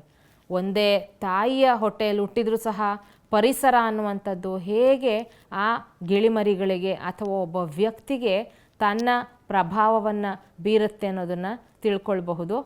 ಇದರ ಪರಿಣಾಮವಾಗಿ ಗಿಳಿಮರಿಯು ಸಾಧುವಿನ ಹತ್ತಿರ ಇರುವಂಥದ್ದು, ಸಾಧುವಲ್ಲಿನ ಗುಣಲಕ್ಷಣಗಳನ್ನು ಪಡಿತಾ ಹೋದರೆ, ಅದೇ ರೀತಿ ಬೇಟೆಗಾರನ ಬಳಿ ಇರುವಂತಹ ಗಿಳಿಯು ಕ್ರೌರ್ಯತೆ, ದ್ವೇಷ ಇಂತಹ ಅಂಶಗಳನ್ನು ಪಡೆದುಕೊಳ್ತಾ ಹೋಗುತ್ತೆ. ಇದು ಒಂದು ವಿವರಣೆಗೆ ಉದಾಹರಣೆ ಹೇಳಬಹುದು. ಇಲ್ಲಿ ನಾವು ವಿವರಣಾ ಕೊಂಡಿಗಳನ್ನು ಬಳಸಿ, ಅಂದರೆ ಹಾಗಾಗಿ, ಪರಿಣಾಮವಾಗಿ, ಆದ್ದರಿಂದ ಈ ರೀತಿಯ ಪದಗಳನ್ನು ಬಳಸೋದ್ರಿಂದ ಏನಾಗುತ್ತೆ, ವಿದ್ಯಾರ್ಥಿಗಳಿಗೆ ಒಂದು ವಸ್ತು, ಸನ್ನಿವೇಶ, ವ್ಯಕ್ತಿ, ವಸ್ತು, ಸನ್ನಿವೇಶಕ್ಕೆ ನಾವು ಹೋಲಿಕೆ ಮಾಡಿಕೊಳ್ತಾ ಸಹ ಸಂಬಂಧವನ್ನು ಸೃಷ್ಟಿ ಮಾಡಬಹುದು. ವಿವರಣೆಯಲ್ಲಿ ಮುಕ್ತಾಯದ ಹೇಳಿಕೆ ಅನ್ನುವಂಥದ್ದು ಒಂದು ಅಪೇಕ್ಷಿತ ವರ್ತನೆ. ಮುಕ್ತಾಯದ ಹೇಳಿಕೆಯು ಸಾಂದ್ರೀಕೃತ ಸಾರಾಂಶ ಅಂತ ಹೇಳಬಹುದು. ಸಾಂದ್ರೀಕೃತ ಸಾರಾಂಶ ಅಂತ ಹೇಳಿದರೆ ಇರುವಂತಹ ಎಲ್ಲ ವಿಚಾರವನ್ನು ನಾವು ಕಂಡೆನ್ಸ್ ಮಾಡಿ ಸಾಂದ್ರೀಕರಣಗೊಳಿಸಿ ಆ ಪ್ರಮುಖ ಅಂಶವನ್ನು ನಾವು ತಿಳಿಯಪಡಿಸೋದಾಗತ್ತೆ. ಇಲ್ಲಿ ಶಿಕ್ಷಕರ ಪಾತ್ರ ಬಹಳ ಮುಖ್ಯ ಆಗುತ್ತೆ. ತರಗತಿಯ ಪ್ರಾರಂಭದಿಂದ ಅಂತ್ಯದವರೆಗೆ ಯಾವೆಲ್ಲ ವಿಚಾರಗಳನ್ನು ಚರ್ಚೆ ಮಾಡಲಾಯಿತು, ಆ ಚರ್ಚೆ ಮಾಡಿದ ವಿಚಾರ ಹೇಗೆ ವಿದ್ಯಾರ್ಥಿಗಳ ಮನಸ್ಸಿನ ತಲುಪಬೇಕು, ಎಷ್ಟು ಬೇಕಾಗತ್ತೆ ಅನ್ನುವಂಥ ಒಂದು ಚೌಕಟ್ಟನ್ನು ಶಿಕ್ಷಕರಿಗೆ ಅರಿವಿರುತ್ತೆ. ಆ ಅಂಶಗಳನ್ನು ಮುಕ್ತಾಯದ ಹೇಳಿಕೆಯಲ್ಲಿ ತಿಳಿಸ್ಕೊಡಬಹುದು. ಪ್ರಸ್ತುತ ತರಗತಿಯಲ್ಲಿ ಅರ್ಥೈಸಿದ ಅಥವಾ ಚರ್ಚಿಸಿದ ಪಠ್ಯವಸ್ತುವನ್ನು ಸ್ಪಷ್ಟವಾಗಿ ತಿಳಿಸುವಂಥದ್ದು ಈ ಮುಕ್ತಾಯದ ಹೇಳಿಕೆ. ವಿದ್ಯಾರ್ಥಿಗಳ ಅರ್ಥಗ್ರಹಿಕೆಯನ್ನು ಈ ಮೂಲಕ ತಿಳಿಯಬಹುದು. ಕೊನೆಯ ಹೇಳಿಕೆಗಳನ್ನು ನಾವು ಬಹಳ ಪ್ರಜ್ಞಾಪೂರ್ವಕವಾಗಿ ಉಪಯೋಗಿಸಬೇಕಾಗುತ್ತದೆ. ನಾವು ಪ್ರಾರಂಭದ ಹೇಳಿಕೆ ಹೇಳಿದ್ವಿ, ಇಂದಿನ ತರಗತಿಯಲ್ಲಿ ಸಮೀಕರಣಗಳನ್ನು ಕುರಿತು ಚರ್ಚಿಸೋಣ, ತಿಳಿದುಕೊಳ್ಳೋಣ ಅಂತ ನಾವು ಬಳಸಿದ್ದೇ ಆದರೆ, ಮುಕ್ತಾಯದ ಹೇಳಿಕೆಯಲ್ಲಿ ಆ ಪ್ರಜ್ಞಾಪೂರ್ವಕ ಅಂಶಗಳು ನಮಗೆ ಗೊತ್ತಿರಬೇಕು. ಪ್ರಿಯ ವಿದ್ಯಾರ್ಥಿಗಳೇ, ಇಂದಿನ ತರಗತಿಯಲ್ಲಿ ಗಣಿತದಲ್ಲಿರುವಂತಹ ಸಮೀಕರಣಗಳು, ಅದರ ಬಳಕೆ ಹೇಗೆ ಮಾಡಿದ್ವು ಅದನ್ನು ತಿಳಿದುಕೊಂಡೆವು ಅಂತ ಮುಕ್ತಾಯ ಮಾಡಿದಾಗ ವಿದ್ಯಾರ್ಥಿಗಳ ಮನಸ್ಸಿನಲ್ಲಿ ತಾವು ಅರ್ಥೈಸಿದ ಹೊಸ ವಿಚಾರ ಯಾವುದು ಅನ್ನುವಂಥದ್ದು ವಿದ್ಯಾರ್ಥಿಗಳು ತಾವು ತಿಳಿದ ಹೊಸ ವಿಚಾರ ಯಾವುದು, ಆ ವಿಷಯಾಂಶ ಎಷ್ಟರ ಮಟ್ಟಿಗೆ ತಾನು ಅರ್ಥೈಸಿದ್ದೀನಿ ಅನ್ನುವಂಥದ್ದು ಈ ಮುಕ್ತಾಯದ ಹೇಳಿಕೆಯಿಂದ ತಿಳಿಬಹುದು.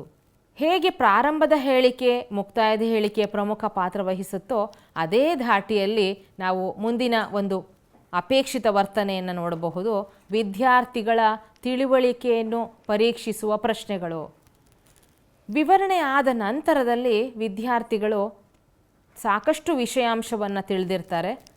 ಅವರ ಆ ತಿಳುವಳಿಕೆ ಎಷ್ಟರ ಮಟ್ಟಕ್ಕೆ ಸಾಗ್ತಾ ಇದೆ, ಎಷ್ಟರ ಮಟ್ಟಿಗೆ ಆಗಿದೆ ಅನ್ನೋದನ್ನು ಅರ್ಥೈಸಲಿಕ್ಕೆ ನಮಗೆ ಪ್ರಶ್ನೆಗಳು ಸಹಾಯ ಮಾಡುತ್ತವೆ.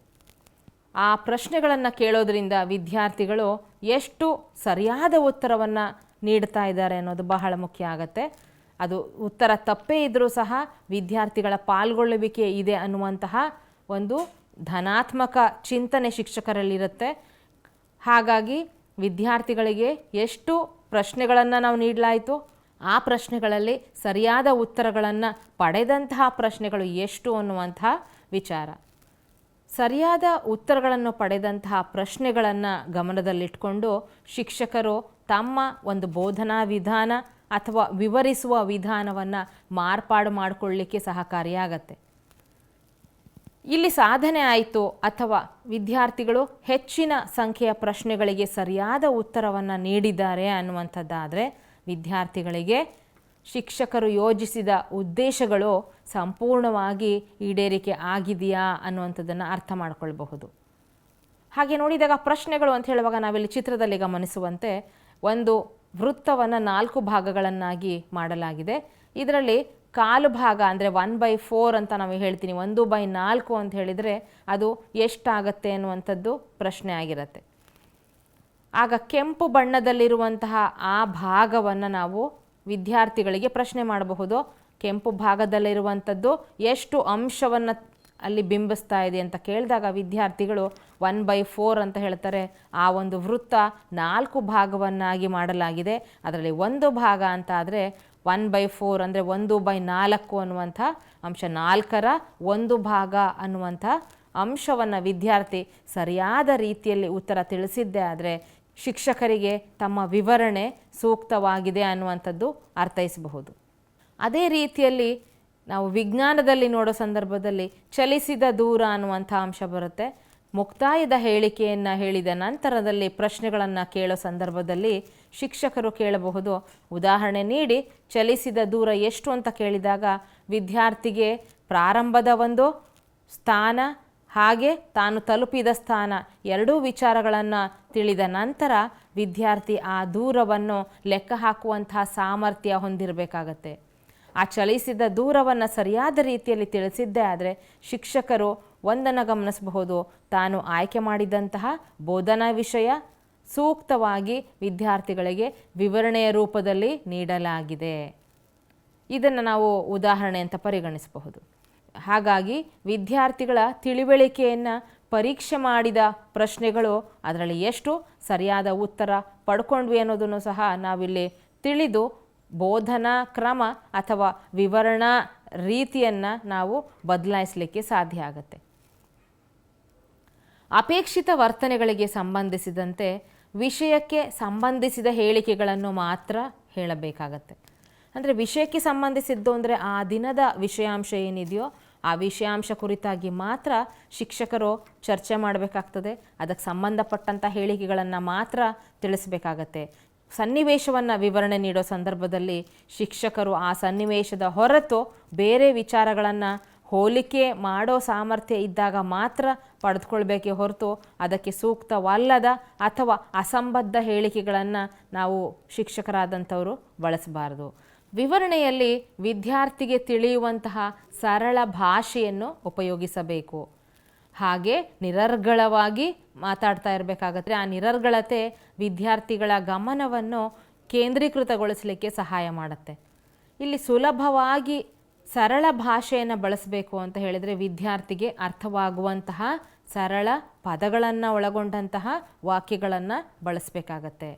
ಸುಲಭ ರೀತಿಯಲ್ಲಿ ಅಂತ ಹೇಳುವಾಗ ನಾವು ವಿದ್ಯಾರ್ಥಿಗಳಿಗೆ ಯಾವೆಲ್ಲ ವಿಚಾರ ಪೂರ್ವ ಅನುಭವ ಅಥವಾ ಪೂರ್ವ ಜ್ಞಾನ ಯಾವುದಿದೆಯೋ ಅದಕ್ಕನುಗುಣವಾಗಿ ನಾವು ಪ್ರಾರಂಭದ ಹಂತದಲ್ಲಿ ಪ್ರಮುಖ ವಿಷಯಾಂಶವನ್ನು ತಂದಾಗ ಅದು ಅರ್ಥಪೂರ್ಣವಾಗಿ ವಿದ್ಯಾರ್ಥಿಗಳಿಗೆ ತಲುಪಲಿಕ್ಕೆ ಸಾಧ್ಯ ಆಗುತ್ತೆ. ಹಾಗಾಗಿ ಪ್ರತಿಯೊಬ್ಬ ಶಿಕ್ಷಕರು ತಾನು ಬೋಧನೆ ಮಾಡೋ ಸಂದರ್ಭದಲ್ಲಿ, ವಿವರಣೆ ನೀಡೋ ಸಂದರ್ಭದಲ್ಲಿ ಬಳಸುವಂತಹ ಪದಗಳು ಸರಳವಾಗಿರಬೇಕು. ಯಾವುದೇ ರೀತಿಯ ಕಠಿಣ ಪದಗಳನ್ನು ಬಳಸಬಾರದು. ಸರಳ ಭಾಷೆಯನ್ನು ಬಳಸೋದ್ರಿಂದ ಉತ್ತಮ ರೀತಿಯಲ್ಲಿ ವಿದ್ಯಾರ್ಥಿಗಳು ಪಾಲ್ಗೊಳ್ತಾರೆ. ಹಾಗಾಗಿ ಅಲ್ಲಿ ನಾವು ಹೆಚ್ಚಿನ ಕಲಿಕಾ ಅನುಭವವನ್ನು ಪಡೀಲಿಕ್ಕೆ ಸಾಧ್ಯ ಆಗತ್ತೆ. ಸರಳ ಮತ್ತು ಸ್ಪಷ್ಟ ಭಾಷೆ ಹಾಗೆ ವಿಚಾರಗಳ ಕ್ರಮಬದ್ಧ ಒಡನಾಟ ಇವೆರಡು ಬಹಳ ಮುಖ್ಯ ಆಗತ್ತೆ. ಸರಳವಾಗಿರಬೇಕು ಹಾಗೂ ಉಚ್ಚಾರಣೆಯೂ ಸಹ ಸ್ಪಷ್ಟವಾಗಿರಬೇಕು. ಆ ಭಾಷೆಯೂ ಸಹ ಸ್ಪಷ್ಟವಾಗಿದ್ದಾಗ ತಾನು ಚರ್ಚೆ ಮಾಡುವಂತಹ ಅಥವಾ ವಿವರಿಸುವಂತಹ ವಿಚಾರಗಳು ಕ್ರಮಬದ್ಧವಾಗಿ ಸಾಗ್ತಾ ಹೋಗುತ್ತೆ. ಇಲ್ಲಿ ಹೆಚ್ಚು ಉದಾಹರಣೆಗಳನ್ನು ಬಳಸಬೇಕು. ಉದಾಹರಣೆ ಅಂತ ಹೇಳಿದಾಗ ಅಲ್ಲಿ ಮೌಖಿಕ ಉದಾಹರಣೆ ಅಥವಾ ಶಾಬ್ದಿಕ ಉದಾಹರಣೆಗಳನ್ನು ಬಳಸಬಹುದು, ಅಥವಾ ಅಶಾಬ್ದಿಕ ಉದಾಹರಣೆಗಳನ್ನು ಸಹ ಬಳಸಬೇಕಾಗತ್ತೆ. ವಿಷಯಕ್ಕೆ ಸೂಕ್ತ ಸಮಯದಲ್ಲಿ ಶಿಕ್ಷಕರಾದಂಥವರು ಉದಾಹರಣೆಗಳನ್ನು ಬಳಸಬೇಕಾಗತ್ತೆ. ಅಶಾಬ್ದಿಕ ಅಂತ ಹೇಳಿದಾಗ ಅದು ಚಿತ್ರಪಟ ಆಗಿರಬಹುದು, ಅಥವಾ ಯಾವುದೇ ಒಂದು ಮಾದರಿಯನ್ನು ಬಳಸಬಹುದು, ಅಥವಾ ವಿದ್ಯಾರ್ಥಿಗಳನ್ನು ಒಂದು ಸ್ಥಳಕ್ಕೆ ಭೇಟಿ ನೀಡಿಸಿ ಅಲ್ಲಿ ಸಹ ವಿಷಯಾಂಶಗಳನ್ನು ಅರ್ಥೈಸ್ಕೊಳ್ಳಿಕ್ಕೆ ಸಹಾಯ ಮಾಡ್ಬೋದು. ಶಾಬ್ದಿಕ ಉದಾಹರಣೆಗಳು ಅಂತ ತೆಗೆದುಕೊಂಡಾಗ ಪದಗಳ ರೂಪದಲ್ಲಿ, ಮಾತಿನ ರೂಪದಲ್ಲಿ ಶಬ್ದಗಳನ್ನು ಬಳಸಿ ನಾವು ಉದಾಹರಣೆಗಳನ್ನು ತಿಳಿಸ್ಕೊಟ್ಟಾಗ ವಿದ್ಯಾರ್ಥಿಗಳಿಗೆ ಆ ಒಂದು ಪರಿಕಲ್ಪನೆ ಸುಲಲಿತವಾಗಿ ಅರ್ಥ ಆಗುತ್ತೆ. ಆಗ ನಮ್ಮ ವಿವರಣೆ ಸುಸೂತ್ರವಾಗಿ ಸಾಗಲಿಕ್ಕೆ ಸಹಾಯ ಆಗುತ್ತೆ. ಅದಕ್ಕೆ ಉದಾಹರಣೆ ಅಂತ ನೋಡಿದಾಗ ನಾವು ಇತಿಹಾಸದ ಘಟನೆಗಳನ್ನು ಹೇಳ್ಬೋದು. ಅದನ್ನು ಶಾಬ್ದಿಕ ಉದಾಹರಣೆ ಅಂತ ಹೇಳಿದಾಗ ಜಲಿಯನ್ ವಾಲಾ ಬಾಗ್ ಸನ್ನಿವೇಶ ಇರಬಹುದು, ಯುದ್ಧ ಅಂತ ಬಂದಾಗ ಕಳಿಂಗ ಸನ್ನಿವೇಶ ಇರಬಹುದು. ಅದನ್ನು ನಾವು ಪದಗಳ ಮೂಲಕ ಹೇಳಬಹುದು. ಆದಾಗ್ಯೂ ಅದು ಪರಿಣಾಮಕಾರಿಯಾಗಿ ವಿದ್ಯಾರ್ಥಿಗಳಿಗೆ ತಲುಪಬೇಕು ಅಂತ ಹೇಳಿದರೆ ಅದನ್ನು ಅಶಾಬ್ದಿಕ ಉದಾಹರಣೆಗಳನ್ನು ಬಳಸಿ ಹೇಳಿದರೆ ಅದು ಉತ್ತಮ ಅಂತ ಹೇಳ್ಬೋದು. ಅಷ್ಟೇ ಅಲ್ಲದೆ ಭಾಷೆಗಳಲ್ಲಿರಬಹುದು ಅಥವಾ ಯಾವುದೇ ಒಂದು ವಿಷಯಾಂಶವನ್ನು ತಿಳಿಸುವಾಗ ಕಥೆ ನಿರೂಪಣೆ ಸಹ ಒಂದು ಉದಾಹರಣೆ ಆಗತ್ತೆ. ವಿಜ್ಞಾನದಲ್ಲಿ ಸೌರಮಂಡಲ ಅಥವಾ ನ್ಯೂಟನ್ನ ನಿಯಮಗಳು, ಗುರುತ್ವಾಕರ್ಷಣಾ ಬಲ ಈ ಎಲ್ಲ ವಿಚಾರಗಳನ್ನು ನಾವು ಶಾಬ್ದಿಕ ಅಶಾಬ್ದಿಕ ಉದಾಹರಣೆಗಳನ್ನು ಬಳಸ್ಕೊಂಡು ತಿಳಿಸ್ತಾ ಹೋಗ್ಬೋದು. ಉದಾಹರಣೆಗಳು ವಿವರಣೆಯಲ್ಲಿ ಪ್ರಮುಖ ಪಾತ್ರವನ್ನು ವಹಿಸುತ್ತೆ. ಉದಾಹರಣೆಗಳಷ್ಟೇ ಅಲ್ಲದೆ ಪ್ರಾಯೋಗಿಕ ಹಾಗೂ ಸೂಕ್ತ ಬೋಧನಾ ಕಲಿಕಾ ಸಹಾಯಕಗಳನ್ನು ಕ್ರಮಬದ್ಧವಾಗಿ ಯೋಜಿಸಿ ಮತ್ತು ವಿವರಣಾ ಕೊಂಡಿಗಳನ್ನು ಬಳಸಿ ಅರ್ಥಗರ್ಭಿತವಾಗಿ ವಿವರಣೆಯನ್ನು ನೀಡಬಹುದು. ಇದರಿಂದ ಕಲಿಕೆ ಪರಿಣಾಮಕಾರಿಯಾಗಿರುತ್ತದೆ. ಪ್ರಾಯೋಗಿಕವಾಗಿ ಅಂತ ಹೇಳಿದಾಗ ನಾವು ವಿಜ್ಞಾನ ವಿಷಯವನ್ನು ತೆಗೆದುಕೊಳ್ಬಹುದು. ಅದು ರಸಾಯನಶಾಸ್ತ್ರ ಇರಬಹುದು ಅಥವಾ ಜೀವಶಾಸ್ತ್ರ ಇರಬಹುದು, ಭೌತಶಾಸ್ತ್ರ ಇರಬಹುದು. ತನ್ನದೇ ಆದಂತಹ ಪ್ರಯೋಗಗಳನ್ನು ಕೈಗೊಂಡು ಸೈದ್ಧಾಂತಿಕವಾಗಿರುವಂತಹ ವಿಚಾರ ವಿದ್ಯಾರ್ಥಿಗಳಿಗೆ ಸುಲಲಿತವಾಗಿ ಅರ್ಥಪೂರ್ಣವಾಗಿ ವಿದ್ಯಾರ್ಥಿಗಳ ಅರ್ಥಗ್ರಾಹ್ಯಕ್ಕೆ ನಿಲುಕುವಂತೆ ತಿಳಿಸಲಿಕ್ಕೆ ಪ್ರಾಯೋಗಿಕ ವಿಧಾನವನ್ನು ನಾವು ಬಳಸ್ಕೊಳ್ಬಹುದು. ಹಾಗೆ ಬೋಧನಾ ಕಲಿಕಾ ಸಹಾಯಕಗಳು ಅತ್ಯುತ್ತಮ ಪಾತ್ರವನ್ನು ವಹಿಸಿ ಬೋಧನೆಯನ್ನು ಉತ್ಕೃಷ್ಟಗೊಳಿಸುತ್ತೆ. ಹಾಗೆ ಕಲಿಕೆಯನ್ನು ಸಹ ಕ್ರಮಬದ್ಧವಾಗಿ ನಿಯಮಿತವಾಗಿ ಅರ್ಥಪೂರ್ಣವಾಗಿ ಕಲಿಸಲಿಕ್ಕೆ ಸಹಾಯ ಮಾಡುತ್ತೆ. ಎಲ್ಲ ಸನ್ನಿವೇಶದಲ್ಲಿ ಈ ವಿವರಣಾ ಕೊಂಡಿಗಳನ್ನು ಬಳಸಿದರೆ ಆ ವಿವರಣೆಯು ಅರ್ಥಗರ್ಭಿತವಾಗಿ ಸಾಗ್ತಾ ಹೋಗುತ್ತೆ. ಯಾವ ಒಂದು ವಿಷಯ ಅರ್ಥಗರ್ಭಿತವಾಗಿ ವಿದ್ಯಾರ್ಥಿ ಕಲಿತಾ ಹೋಗ್ತಾರೋ ಅದು ಹೆಚ್ಚು ಕಾಲ ವಿದ್ಯಾರ್ಥಿಗಳ ಸ್ಮೃತಿ ಪಟಲದಲ್ಲಿ ಉಳಿಲಿಕ್ಕೆ ಸಹಕಾರಿಯಾಗುತ್ತೆ. ತಾನು ಕಲಿತು ಅರ್ಥೈಸಿಕೊಂಡು ಮನನ ಮಾಡಿಕೊಂಡು ಧಾರಣೆಯನ್ನು ಮಾಡುವಂತಹ ಒಂದು ಸಾಮರ್ಥ್ಯವನ್ನು ಬೆಳೆಸಲಿಕ್ಕೆ ಈ ವಿವರಣಾ ಕೊಂಡಿಗಳು ಬಹಳ ಪ್ರಮುಖ ಪಾತ್ರವನ್ನು ವಹಿಸುತ್ತೆ. ವಿವರಣಾ ಕೊಂಡಿಗಳ ಬಳಕೆ ಅತಿ ಉತ್ಕೃಷ್ಟವಾದದ್ದು ಅಂತ ನಾವು ಹೇಳ್ಬೋದು. ಹಾಗೆ ನೋಡೋ ಸಂದರ್ಭದಲ್ಲಿ ಅನಪೇಕ್ಷಿತ ವರ್ತನೆಗಳು, ಇಷ್ಟು ಹೊತ್ತು ನಾವು ಅಪೇಕ್ಷಿತ ವರ್ತನೆಗಳನ್ನು ನೋಡ್ತಾ ಬಂದ್ವೋ, ಈಗ ಅನಪೇಕ್ಷಿತ ವರ್ತನೆಗಳು. ಪ್ರಥಮವಾಗಿ ಅಸಂಬದ್ಧ ನಿರೂಪಣೆಗಳು. ಇಲ್ಲಿ ನಿರೂಪಣೆಗಳನ್ನು ತಿಳಿಸೋ ಸಮಯದಲ್ಲಿ ಅಸಂಬದ್ಧ ನಿರೂಪಣೆಗಳು, ಯಾವುದೇ ಒಂದು ವಿಷಯದ ನಿರೂಪಣೆ ಸೂಕ್ತವಾಗಿರಬೇಕು. ಅಸಂಬದ್ಧ ಅಥವಾ ಅನುಚಿತ ಪದಗಳನ್ನು ಅಥವಾ ಶಬ್ದಗಳನ್ನು ಬಳಸಬಾರ್ದು. ಅಷ್ಟೇ ಅಲ್ಲದೆ ಗ್ರಾಂಥಿಕ ಪದಗಳನ್ನು ಬಳಸಬೇಕು. ಈ ಗ್ರಾಂಥಿಕ ಪದಗಳನ್ನು ಬಳಸೋದ್ರಿಂದ ವಿದ್ಯಾರ್ಥಿಗಳ ಯೋಚನಾ ಮಟ್ಟ ಹೆಚ್ಚಾಗತ್ತೆ. ಹಾಗೆ ಅವರ ಪದ ಸಂಪತ್ತು ಹೆಚ್ಚಾಗ್ತಾ ಹೋಗುತ್ತೆ. ಯಾವುದೇ ರೀತಿಯಲ್ಲಿ ಸಹ ಅರ್ಥವಿಲ್ಲದೆ ಆ ಪದಗಳನ್ನು ಬಳಸುವಂತಹ ಅಭ್ಯಾಸ ಕಡಿಮೆ ಆಗ್ತಾ ಹೋಗುತ್ತೆ. ವಿದ್ಯಾರ್ಥಿಗಳಲ್ಲಿ ತಪ್ಪು ಗ್ರಹಿಸುವ ಒಂದು ಸಂದರ್ಭಗಳು ಕಡಿಮೆ ಆಗ್ತಾ ಹೋಗುತ್ತೆ. ಅಷ್ಟೇ ಅಲ್ಲದೆ ಈ ಪರಿಕಲ್ಪನೆಯ ತಪ್ಪಾದ ಒಂದು ಅಂಶವನ್ನು ಗ್ರಹಿಸ್ತಾ ಹೋಗ್ತಾರೆ. ಅಂದರೆ ಸರಿಯಾದ ರೀತಿಯಲ್ಲಿ ಅರ್ಥ ಮಾಡಿಕೊಳ್ಳದೆ ತಪ್ಪಾಗಿ ಅರ್ಥೈಸ್ತಾ ಹೋಗ್ತಾರೆ. ಇದರಿಂದ ಏನಾಗುತ್ತೆ, ಬೋಧನೆ ವಿಫಲಗೊಳ್ತಾ ಹೋಗುತ್ತೆ. ಬೋಧನೆ ವಿಫಲಗೊಳ್ಳೋದಷ್ಟೇ ಅಲ್ಲದೆ ವಿದ್ಯಾರ್ಥಿಯು ಕಲಿಕೆಯಲ್ಲಿ ಹಿಂದುಳಿತಾ ಹೋಗ್ತಾನೆ. ಅರ್ಥವಿಲ್ಲದೆ ವಿಚಾರಗಳನ್ನು ತಿಳಿತಾ ಹೋಗ್ತಾನೆ. ಅದರೊಟ್ಟಿಗೆ ಯಾವುದೇ ರೀತಿಯ ಅನ್ವಯಿಕೆ ಸಾಧ್ಯ ಆಗೋದೇ ಇಲ್ಲ. ಅಲ್ಲಿ ಅಂದರೆ ಮಿಸ್ಕನ್ಸೆಪ್ಷನ್ ಅಂತ ಹೇಳ್ತೀವಿ ನಾವು, ಅಪಾರ್ಥ ಆಗ್ತಾ ಹೋಗುತ್ತೆ ವಿಚಾರಕ್ಕೆ ಸಂಬಂಧಪಟ್ಟಂತೆ. ಯಾವಾಗ ತನ್ನ ಒಂದು ಗ್ರಹಿಕೆ ತಪ್ಪಾಗ್ತಾ ಹೋಗುತ್ತೋ ಅದೇ ರೀತಿಯಲ್ಲಿ ವಿದ್ಯಾರ್ಥಿ ತಪ್ಪಾಗಿ ಅರ್ಥೈಸ್ಕೊಳ್ತಾ ಹೋಗ್ತಾ ಇರ್ತಾರೆ. ಹಾಗಾಗಿ ಅಸಂಬದ್ಧ ಪದಗಳ ಬಳಕೆಯನ್ನು ಮಾಡಬಾರ್ದು. ಅದರ ಜೊತೆಗೆ ಅಸಂಬದ್ಧ ನಿರೂಪಣೆಗಳನ್ನು ಸಹ ಹೇಳಬಾರ್ದು. ಇಲ್ಲಿ ತಪ್ಪಾದ ಹೇಳಿಕೆಗಳಿಂದ ವಿದ್ಯಾರ್ಥಿಗಳ ಕಲಿಕೆ ಅಥವಾ ವಿಷಯಾಂಶ ಒಂದು ಕ್ರಮಬದ್ಧತೆಯನ್ನು ಕಳ್ಕೊಳ್ಳುತ್ತೆ ಅಂತ ನಾವು ಹೇಳಬಹುದು. ಅಷ್ಟೇ ಅಲ್ಲದೆ ಪ್ರಾಯೋಗಿಕ ಹಾಗೂ ಸೂಕ್ತ ಬೋಧನಾ ಕಲಿಕಾ ಸಹಾಯಕಗಳನ್ನು ಕ್ರಮಬದ್ಧವಾಗಿ ಶಿಕ್ಷಕರು ಯೋಜಿಸಬೇಕಾಗುತ್ತದೆ. ಕಲಿಕಾ ಸಹಾಯಕಗಳು ಬಹಳ ಪ್ರಮುಖ ಪಾತ್ರವನ್ನು ವಹಿಸುತ್ತೆ. ಯಾಕಂದರೆ ಯಾವುದೇ ವಿದ್ಯಾರ್ಥಿ ತನ್ನ ಒಂದು ಸನ್ನಿವೇಶದಲ್ಲಿ, ತನ್ನ ದಿನನಿತ್ಯ ಜೀವನದಲ್ಲಿ ಏನೆಲ್ಲ ವಸ್ತುಗಳನ್ನು ಕಾಣ್ತಾರೆ ಅಥವಾ ಯಾವೆಲ್ಲ ರೀತಿಯ ಅನುಭವಗಳನ್ನು ಪಡಿತಾರೆ ಅನ್ನೋದು ಬಹಳ ಮುಖ್ಯ ಆಗುತ್ತೆ. ವಿದ್ಯಾರ್ಥಿಗಳು ತಮ್ಮ ಅನುಭವಗಳನ್ನು ಪಡಿಲಿಕ್ಕೆ ಈ ಕಲಿಕಾ ಸನ್ನಿವೇಶವನ್ನು ಶಿಕ್ಷಕರು ಸೃಷ್ಟಿ ಮಾಡಬೇಕಾಗತ್ತೆ. ಕಲಿಕಾ ಸನ್ನಿವೇಶ ಹೇಗೆ ಸೃಷ್ಟಿ ಆಗತ್ತೋ ಅದೇ ಧಾಟಿಯಲ್ಲಿ ಕಲಿಕಾ ಅನುಭವಗಳನ್ನು ಪಡಿತಾ ಹೋಗ್ತಾರೆ ವಿದ್ಯಾರ್ಥಿಗಳು.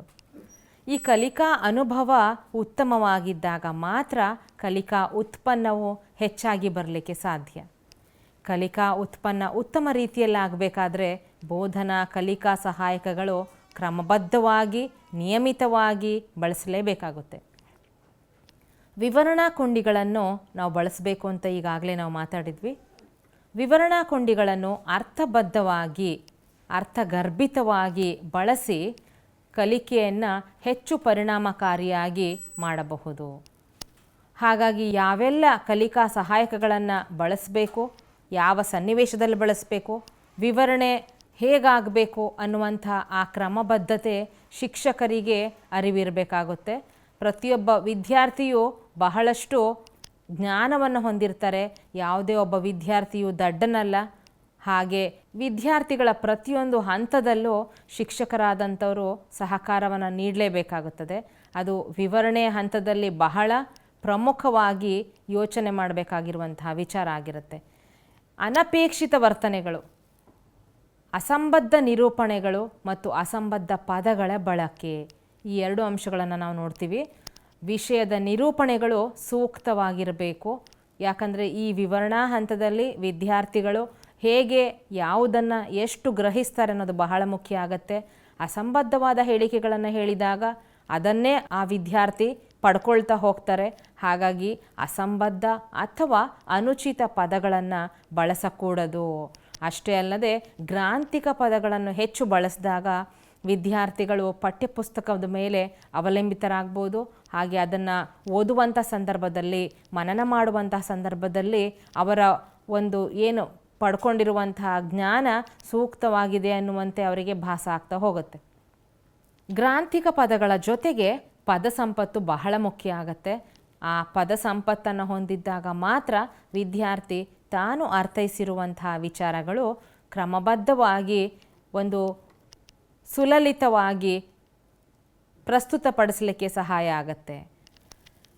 ಇಲ್ಲವಾದರೆ ನಾವು ಅಸಂಬದ್ಧ ಅಥವಾ ಅನುಚಿತ ಪದಗಳನ್ನೇ ಬಳಸಿ ವಿವರಿಸಿದಾಗ ಪರಿಕಲ್ಪನೆಯ ತಪ್ಪಾದ ಅರ್ಥವನ್ನು ವಿದ್ಯಾರ್ಥಿಗಳು ಗ್ರಹಿಸ್ತಾ ಹೋಗ್ತಾರೆ. ಇದರಿಂದ ಕಲಿಕೆ ಕುಂಠಿತಗೊಳ್ತಾ ಹೋಗುತ್ತೆ, ಬೋಧನೆಯು ವಿಫಲಗೊಳ್ತಾ ಹೋಗುತ್ತೆ. ವಿವರಣೆಯ ಪ್ರಮುಖ ಉದ್ದೇಶ ವಿದ್ಯಾರ್ಥಿಗಳಿಗೆ ಜ್ಞಾನವನ್ನು ನೀಡುವಂಥದ್ದಾಗಿದೆ, ವಿಷಯವನ್ನು ತಲುಪಿಸುವಂಥದ್ದಾಗಿದೆ, ಸುಲಲಿತವಾಗಿ ನಿರಂತರವಾಗಿ ಸಾಗಬೇಕಾಗಿರೋದಿದೆ. ಇದೆಲ್ಲವೂ ಸಾಧ್ಯ ಆಗಬೇಕಂದ್ರೆ ಈ ಅನಪೇಕ್ಷಿತ ವರ್ತನೆಗಳನ್ನು ನಾವು ಬಳಸಬಾರ್ದು. ನಿರರ್ಗಳತೆಯ ಕೊರತೆ ಹಾಗೆ ಅನುಚಿತ ಪದಗಳ ಬಳಕೆ. ನಿರರ್ಗಳತೆ ಯಾವಾಗ ಕೊರತೆ ಆಗತ್ತೆ? ವಿಷಯದ ಸ್ಪಷ್ಟತೆ ಶಿಕ್ಷಕರಿಗೆ ಇಲ್ಲದಿದ್ದಾಗ.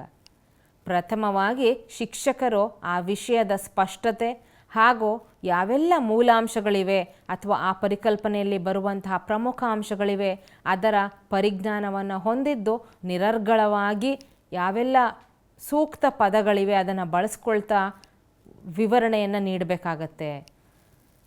ಅನುಚಿತ ಶಬ್ದಗಳನ್ನು ಬಳಸಿದಾಗ ವಿದ್ಯಾರ್ಥಿಗಳಿಗೆ ಕಲಿಕೆ ಅರ್ಥಹೀನ ಆಗ್ತಾ ಹೋಗುತ್ತೆ. ಅದರಿಂದ ವಿವರಿಸಲು ಹೊರಟ ಅಂಶಗಳು ವಿದ್ಯಾರ್ಥಿಗಳಿಗೆ ಗೊಂದಲವನ್ನು ಸೃಷ್ಟಿ ಮಾಡುತ್ತೆ.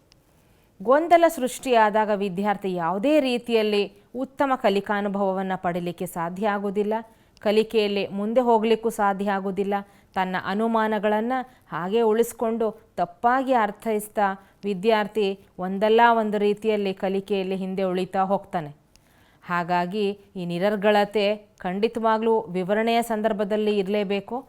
ಅನುಚಿತ ಪದಗಳನ್ನು ಬಳಕೆ ಮಾಡಕೂಡದು. ಇದು ವಿದ್ಯಾರ್ಥಿಗಳಿಗೆ ಸಾಕಷ್ಟು ರೀತಿಯ ಒಂದು ಕನ್ಫ್ಯೂಷನ್ಸ್ನ ಕ್ರಿಯೇಟ್ ಮಾಡುತ್ತೆ. ಹಾಗೆ ನನಗೆ ಕಲಿಕೆ ನನ್ನ ಕೈಲಿ ಸಾಧ್ಯ ಇಲ್ಲ ಅನ್ನುವಂತಹ ಋಣಾತ್ಮಕ ಅಂಶ ವಿದ್ಯಾರ್ಥಿಗಳ ಮನಸ್ಸಿಗೆ ಬರುತ್ತೆ. ಇದರಿಂದ ಕಲಿಕೆಯಿಂದ ದೂರ ಆಗ್ತಾ ಹೋಗ್ತಾರೆ ಆ ವಿದ್ಯಾರ್ಥಿಗಳು.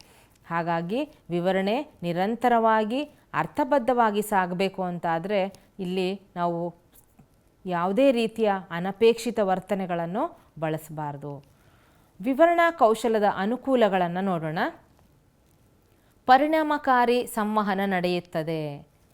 ಸಂವಹನ ಅರ್ಥಪೂರ್ಣವಾಗಿ ನಡೀತಾ ಇದೆ ಅಂದರೆ ಅದು ಬೋಧನೆ ಸೂಕ್ತವಾಗಿ ಇದೆ ಅಂತ ಅರ್ಥ. ವಿಷಯಾಂಶ ಏನಿದೆ ಅದನ್ನು ಸೂಕ್ತ ಮಾಧ್ಯಮದಲ್ಲಿ ಸ್ವೀಕರಿಸುವವನಿಗೆ ನಾವು ತಲುಪಿಸಿದ್ದೇ ಆದರೆ ಖಂಡಿತ ಅದು ಪರಿಣಾಮಕಾರಿ ಪ್ರಕ್ರಿಯೆ ಅಂತ ಹೇಳಬಹುದು. ಇದು ವಿವರಣಾ ಕೌಶಲದಿಂದ ಮಾತ್ರ ಸಾಧ್ಯ ಆಗುತ್ತೆ. ವಿದ್ಯಾರ್ಥಿಗಳ ಗಮನವನ್ನು ಸೆಳೆಯುತ್ತದೆ. ಕಲಿಕೆಯೆಡೆಗೆ ವಿದ್ಯಾರ್ಥಿಗಳಿಗೆ ನಾವು ಪ್ರೇರಣೆ ನೀಡಬೇಕು ಅಂತಾದರೆ ಶಿಕ್ಷಕರ ಪ್ರಮುಖ ಜವಾಬ್ದಾರಿ ಏನು ಅಂತಾದರೆ ಉತ್ತಮವಾಗಿ ವಿವರಣೆಯನ್ನು ನೀಡಬೇಕಾಗುತ್ತೆ. ವಿವರಣೆ ನೀಡೋ ಸಂದರ್ಭದಲ್ಲಿ ಕಲಿಕಾ ಸಹಾಯಕಗಳನ್ನು ಬಳಸ್ಕೊಳ್ಬೇಕು, ವಿವರಣಾ ಕೊಂಡಿಗಳನ್ನು ಬಳಸ್ಕೊಳ್ಬೇಕು. ವಿದ್ಯಾರ್ಥಿಗಳನ್ನು ಸಾಧ್ಯವಾದಷ್ಟು ಪಾಲ್ಗೊಳ್ಳುವಂತೆ ನಾವು ಮಾಡಿದಾಗ ಮಾತ್ರ ಇದು ಸಾಧ್ಯ ಆಗತ್ತೆ. ಹಾಗಾಗಿ ವಿದ್ಯಾರ್ಥಿಗಳ ಗಮನ ಸೆಳೆಯುವುದರಲ್ಲಿ ವಿವರಣೆಯ ಪಾತ್ರ ಬಹಳ ಮುಖ್ಯ ಆಗುತ್ತೆ. ಹಾಗೆ ಕಲಿಕೆಯಲ್ಲಿನ ಆಸಕ್ತಿಯನ್ನು ಹೆಚ್ಚಾಗತ್ತೆ. ಗಮನ ವಿಷಯದೆಡೆಗೆ ಬಂದಾಗ ಆಸಕ್ತಿಯು ಹೆಚ್ಚಾಗ್ತಾ ಹೋಗುತ್ತೆ. ಆಸಕ್ತಿ ಹೆಚ್ಚಾದರೆ ಕಲಿಕೆಯಲ್ಲಿ ನಾವು ಉತ್ಪನ್ನ ಅಂದರೆ ಕಲಿಕಾ ಉತ್ಪನ್ನವನ್ನು ಹೆಚ್ಚು ಪಡೀಲಿಕ್ಕೆ ಸಾಧ್ಯ ಆಗುತ್ತೆ. ಶೈಕ್ಷಣಿಕ ಗುರಿ ಮತ್ತು ಉದ್ದೇಶಗಳನ್ನು ಈಡೇರಿಸುತ್ತದೆ. ವಿವರಣೆಯು ಶೈಕ್ಷಣಿಕ ಗುರಿ ಉದ್ದೇಶ ಅಂದಾಗ ವಿದ್ಯಾರ್ಥಿಗಳ ಸರ್ವತೋಮುಖ ಬೆಳವಣಿಗೆಯನ್ನು ಸಾಧಿಸುವಲ್ಲಿ ತಮ್ಮ ಸಹಾಯ ಹಸ್ತವನ್ನು ನೀಡುತ್ತೆ. ಇದರ ಜೊತೆಗೆ ಎಲ್ಲ ರೀತಿಯಲ್ಲೂ ನಾವು ವಿದ್ಯಾರ್ಥಿಗಳನ್ನು ಸಿದ್ಧಗೊಳಿಸಬಹುದು. ಜ್ಞಾನಾತ್ಮಕವಾಗಿರಬಹುದು, ಕೌಶಲಕ್ಕೆ ಸಂಬಂಧಪಟ್ಟದ್ದಿರ್ಬೋದು, ಭಾವನಾತ್ಮಕವಾಗಿರ್ಬೋದು. ವಿದ್ಯಾರ್ಥಿಗಳನ್ನು ಸಿದ್ಧಗೊಳಿಸಿ ಈ ಒಂದು ಕಲಿಕಾ ಸನ್ನಿವೇಶದಲ್ಲಿ ಉತ್ತಮ ಅನುಭವವನ್ನು ಪಡೆಯುವಂತೆ ಸಾಧಿಸಬಹುದು. ವಿದ್ಯಾರ್ಥಿಗಳ ಅರ್ಥಭ್ರಾಂತಿಯನ್ನು ಕಡಿಮೆ ಮಾಡುತ್ತದೆ. ವಿದ್ಯಾರ್ಥಿಗಳಿಗೆ ಸೂಕ್ತವಾದ ರೀತಿಯಲ್ಲಿ ಅರ್ಥೈಸಿದಾಗ ಈ ಅರ್ಥಭ್ರಾಂತಿ ಕಡಿಮೆ ಆಗ್ತಾ ಹೋಗುತ್ತೆ. ತನ್ನ ಒಂದು ನಿತ್ಯ ಜೀವನದಲ್ಲಿ ಅಳವಡಿಸಿಕೊಂಡು ಆ ಜ್ಞಾನವನ್ನು ಹೆಚ್ಚು ಮಾಡಿಕೊಳ್ತಾ ಹೋದಂತೆ ಎಲ್ಲ ಸಂದರ್ಭಗಳಲ್ಲೂ ಸಾಧನೆಯನ್ನು ಪಡೀಲಿಕ್ಕೆ ಸಾಧ್ಯ ಆಗುತ್ತೆ. ಹಾಗಾಗಿ ವಿದ್ಯಾರ್ಥಿಗಳ ಅರ್ಥಭ್ರಾಂತಿ ಕಡಿಮೆ ಮಾಡುವಂಥದ್ದು ವಿವರಣಾ ಕೌಶಲ. ವಿವರಣಾ ಕೌಶಲದಿಂದ ಕಲಿಕಾ ಉತ್ಪಾದತೆ ಹೆಚ್ಚಾಗುತ್ತದೆ. ಕಲಿಕಾ ಸನ್ನಿವೇಶ ಉತ್ತಮವಾಗಿದ್ದಾಗ ಕಲಿಕಾ ಅನುಭವಗಳು ಸಹ ಉತ್ತಮವಾಗಿ ಪರಿಣಮಿಸುತ್ತೆ. ಇದರಿಂದ ವಿದ್ಯಾರ್ಥಿಗಳ ಒಂದು ಕಲಿಕಾ ಉತ್ಪಾದಕತೆ, ಕಲಿಕಾ ಉತ್ಪನ್ನ ಉತ್ತಮ ರೀತಿಯಲ್ಲಿ ಬರುತ್ತೆ. ಆ ಕಲಿಕಾ ಉತ್ಪನ್ನವು ನಿರೀಕ್ಷಿತ ರೂಪದಲ್ಲಿರುತ್ತೆ. ಇದರಿಂದ ಶಿಕ್ಷಕರು ತಮ್ಮ ಬೋಧನಾ ಉದ್ದೇಶಗಳನ್ನು ಈಡೇರಿಸಲಿಕ್ಕೆ ಸಾಧ್ಯ ಆಗುತ್ತೆ. ಪ್ರತಿಯೊಂದು ಸಂದರ್ಭದಲ್ಲೂ ಶಿಕ್ಷಕರು ವಿದ್ಯಾರ್ಥಿಗಳ ದೃಷ್ಟಿಕೋನದಿಂದ ಆಲೋಚಿಸಿದ್ದೇ ಆದರೆ ಈ ವಿವರಣಾ ಕೌಶಲ ಎಲ್ಲ ಹಂತಗಳಲ್ಲಿ ವಿದ್ಯಾರ್ಥಿಯ ದೃಷ್ಟಿಕೋನದಿಂದ ಅಥವಾ ವಿದ್ಯಾರ್ಥಿಯ ಮಟ್ಟಕ್ಕಿಳಿದು ಆಲೋಚಿಸಿದಾಗ ಶಿಕ್ಷಕರು ತಮ್ಮ ಬೋಧನಾ ಹಾಗೂ ಕಲಿಕಾ ಪ್ರಕ್ರಿಯೆಯನ್ನು ಸುಸೂತ್ರವಾಗಿ ನಡೆಸಲಿಕ್ಕೆ ಸಾಧ್ಯ ಆಗುತ್ತೆ. ಬೋಧನೆಯು ಪರಿಣಾಮಕಾರಿಯಾಗಿ ಪರಿಣಮಿಸಲಿಕ್ಕೆ ನಮಗೆ ವಿವರಣಾ ಕೌಶಲ ಬಹಳ ಪ್ರಮುಖ ಪಾತ್ರವನ್ನು ವಹಿಸುತ್ತೆ. ಅದೇ ರೀತಿಯಲ್ಲಿ ಕಲಿಕಾ ಉತ್ಪನ್ನ ಉತ್ತಮ ರೀತಿಯಲ್ಲಿ ಸಿಗಬೇಕು ಅಂತಾದಾಗ ವಿವರಣಾ ಕೌಶಲ ಬಹಳ ಪ್ರಮುಖವಾಗಿ ತನ್ನ ಒಂದು ಪ್ರಭೆಯನ್ನು ಬೀರುತ್ತೆ. ಒಟ್ಟಾರೆಯಾಗಿ ವಿವರಣಾ ಕೌಶಲವು ಒಂದು ಪ್ರಮುಖ ಸಂವಹನ ಕೌಶಲ್ಯವಾಗಿದ್ದು, ಪ್ರಮುಖವಾದ ವಿಷಯಗಳನ್ನು ಅರ್ಥಗರ್ಭಿತವಾಗಿ ಪರಿಣಾಮಕಾರಿಯಾಗಿ ಪ್ರಸ್ತುತಪಡಿಸಲು ನೆರವಾಗುತ್ತದೆ. ಅರ್ಥಪೂರ್ಣ ಕಲಿಕೆಗೆ ಸಹಕರಿಸಿ ಕಲಿಕಾ ಉತ್ಪನ್ನವನ್ನು ಹೆಚ್ಚು ಮಾಡೋದ್ರ ಜೊತೆಗೆ ಶೈಕ್ಷಣಿಕ ಗುರಿ ಮತ್ತು ಉದ್ದೇಶಗಳನ್ನು ಈಡೇರಿಸುವಲ್ಲಿ ಸಾಧ್ಯವಾಗಿಸುತ್ತದೆ. ಜೊತೆಗೆ ವಿದ್ಯಾರ್ಥಿಗಳನ್ನು ಈ ಒಂದು ಪ್ರಸ್ತುತ ಸಮಾಜಕ್ಕೆ ಸದೃಢರನ್ನಾಗಿ ಉತ್ತಮ ಪ್ರಜೆಗಳನ್ನಾಗಿ ಮಾಡಲಿಕ್ಕೆ ಇದು ಬುನಾದಿ ಅಂತ ನಾವು ಹೇಳಬಹುದು. ಹಾಗಾಗಿ ಶಿಕ್ಷಕರಾದಂಥವರು ವಿವರಣಾ ಕೌಶಲವನ್ನು ಉತ್ತಮ ರೀತಿಯಲ್ಲಿ ತಮ್ಮದಾಗಿಸಿಕೊಂಡು ಕ್ರಮಬದ್ಧವಾಗಿ ನಿರಂತರವಾಗಿ ಯಾವುದೇ ರೀತಿಯ ಗೊಂದಲವನ್ನು ಸೃಷ್ಟಿ ಮಾಡದೆ ವಿವರಣಾ ಕೊಂಡಿಗಳನ್ನು ಬಳಸಿ ಉತ್ತಮ ರೀತಿಯಲ್ಲಿ ಬೋಧನೆ ಮಾಡಲಿಕ್ಕೆ ವಿವರಣಾ ಕೌಶಲ ತನ್ನ ಸಹಾಯ ಹಸ್ತವನ್ನು ಚಾಚುತ್ತದೆ. ಉತ್ತಮ ಬೋಧನೆಗೆ ಉತ್ತಮ ವಿವರಣೆ ಅತ್ಯಗತ್ಯ. ಹಾಗಾಗಿ ಉತ್ತಮ ವಿವರಣೆಗೆ ಈ ಎಲ್ಲ ಅಂಶಗಳನ್ನು ಗಮನದಲ್ಲಿಟ್ಟುಕೊಂಡು ಪರಿಣಾಮಕಾರಿಯಾಗಿ ಬೋಧನಾ ಕಲಿಕಾ ಪ್ರಕ್ರಿಯೆಯು ಸಾಗಲಿ ಅಂತ ನಾವು ಆಶಿಸ್ತೇವೆ. ಬೋಧನಾ ಪ್ರಕ್ರಿಯೆಯಲ್ಲಿ ವಿವರಣೆಯು ಒಂದು ಪ್ರಮುಖ ಪಾತ್ರವನ್ನು ವಹಿಸುತ್ತದೆ. ವಿವರಣೆಯು ಒಂದು ಉತ್ತಮ ಸಂವಹನ ಕೌಶಲ್ಯ ಎಂದು ಹೇಳಬಹುದು. ಬೋಧನೆ ಪರಿಣಾಮಕಾರಿಯಾಗಿ ಆಗಬೇಕು ಅಂತ ಆದರೆ ವಿವರಣೆಯು ಸುಸೂತ್ರವಾಗಿ ನಡಿಬೇಕಾಗತ್ತೆ. ಆ ವಿವರಣೆಯಲ್ಲಿ ವಿದ್ಯಾರ್ಥಿಗಳ ಪಾತ್ರ ಬಹಳ ಮುಖ್ಯ. ಹಾಗಾಗಿ ವಿದ್ಯಾರ್ಥಿಗಳ ದೃಷ್ಟಿಕೋನದಲ್ಲಿ ವಿದ್ಯಾರ್ಥಿಯ ಬುದ್ಧಿಮಟ್ಟಕ್ಕೆ ಹಾಗೂ ವಯೋಮಟ್ಟಕ್ಕೆ ಅನುಗುಣವಾಗಿ ಶಿಕ್ಷಕರು ಈ ವಿವರಣೆಯನ್ನು ಆಯೋಜಿಸಬೇಕಾಗುತ್ತದೆ. ನಿರಂತರವಾಗಿ ಸುಲಲಿತವಾಗಿ ಅರ್ಥಪೂರ್ಣವಾಗಿ ವಿವರಣೆ ಸಾಗಬೇಕು ಅಂತಾದರೆ ಬೋಧನಾ ಕಲಿಕಾ ಸಹಾಯಕಗಳನ್ನು ಬಳಸಿ ಉತ್ತಮ ರೀತಿಯಲ್ಲಿ ವಿವರಣಾ ಕೊಂಡಿಗಳನ್ನು ಸೂಕ್ತ ರೀತಿಯಲ್ಲಿ ಪ್ರಾರಂಭದ ಹಾಗೂ ಮುಕ್ತಾಯದ ಹೇಳಿಕೆಗಳನ್ನು ತಿಳಿಸುತ್ತಾ ಅನಪೇಕ್ಷಿತ ವರ್ತನೆಗಳಿಂದ ಹೊರಗುಳಿದು ವಿವರಣೆಯನ್ನು ಅರ್ಥಪೂರ್ಣವಾಗಿ ಅರ್ಥಗರ್ಭಿತವಾಗಿ ಸಾಗಿಸಲಿಕ್ಕೆ ಸಾಧ್ಯ ಆಗುತ್ತೆ. ವಿವರಣಾ ಕೌಶಲ್ಯವು ಬೋಧನೆಯಲ್ಲಿ ಬಹಳ ಪ್ರಮುಖ ಪಾತ್ರ ವಹಿಸಿ ತನ್ನ ಕಾರ್ಯ ಸಾಧನೆಗೆ ಅಂದರೆ ಉತ್ತಮವಾಗಿ ಕಲಿಕಾ ಅನುಭವಗಳನ್ನು ವಿದ್ಯಾರ್ಥಿಗಳಿಗೆ ದೊರಕಿಸಿಕೊಟ್ಟು ಕಲಿಕಾ ಉತ್ಪನ್ನವನ್ನು ಉತ್ಕೃಷ್ಟ ರೀತಿಯಲ್ಲಿ ತರಲಿಕ್ಕೆ ಸಾಧ್ಯವಾಗುತ್ತದೆ. ಬೋಧಕನು ಉತ್ತಮ ರೀತಿಯಲ್ಲಿ ವಿವರಣೆಯನ್ನು ನೀಡಲಿಕ್ಕೆ ಉತ್ತಮ ಸಂವಹನಕಾರನಾಗಿ ಕಾರ್ಯನಿರ್ವಹಿಸಬೇಕಾಗುತ್ತದೆ. ಅದರ ಜೊತೆಗೆ ಯಾವ ರೀತಿಯಲ್ಲಿ ಆ ಬೋಧನೆ ಅಥವಾ ವಿವರಣೆ ಸಾಗ್ತಾ ಇದೆ ಅನ್ನೋದಕ್ಕೆ ಉತ್ತಮ ರೀತಿಯ ಉತ್ತರಗಳನ್ನು ಪ್ರಶ್ನೆಗಳಿಂದ ಪಡೆದುಕೊಳ್ಳಬಹುದು. ಹಾಗಾಗಿ ಒಟ್ಟಾರೆಯಾಗಿ ವಿವರಣಾ ಕೌಶಲ್ಯವು ಶಿಕ್ಷಕರ ಹಾಗೂ ವಿದ್ಯಾರ್ಥಿಗಳ ಒಂದು ಬಾಂಧವ್ಯವನ್ನು ಬೆಸೆಯೋದ್ರ ಜೊತೆಗೆ ಕಲಿಕಾ ಉತ್ಪನ್ನ ಹಾಗೂ ಬೋಧನೆಯು ಪರಿಣಾಮಕಾರಿಯಾಗಿ ಸಾಗಲಿಕ್ಕೆ ಸಹಕಾರಿಯಾಗಿದೆ. ಗುಜರಾತ್ನ ಪ್ರತಿಷ್ಠಿತ Indian institute of teacher education ಹಾಗೂ ಏಕ್ ಭಾರತ್ ಶ್ರೇಷ್ಠ ಭಾರತ್ ಕಾರ್ಯಕ್ರಮದ ಅಡಿಯಲ್ಲಿ ಈ ಒಂದು ಉಪನ್ಯಾಸ ಮಾಲಿಕೆಯಲ್ಲಿ ವಿವರಣಾ ಕೌಶಲ್ಯದ ಕುರಿತು ಚರ್ಚಿಸಲು ಅವಕಾಶ ಮಾಡಿಕೊಟ್ಟಂತಹ ಸರ್ವರಿಗೂ ನನ್ನ ಧನ್ಯವಾದಗಳು.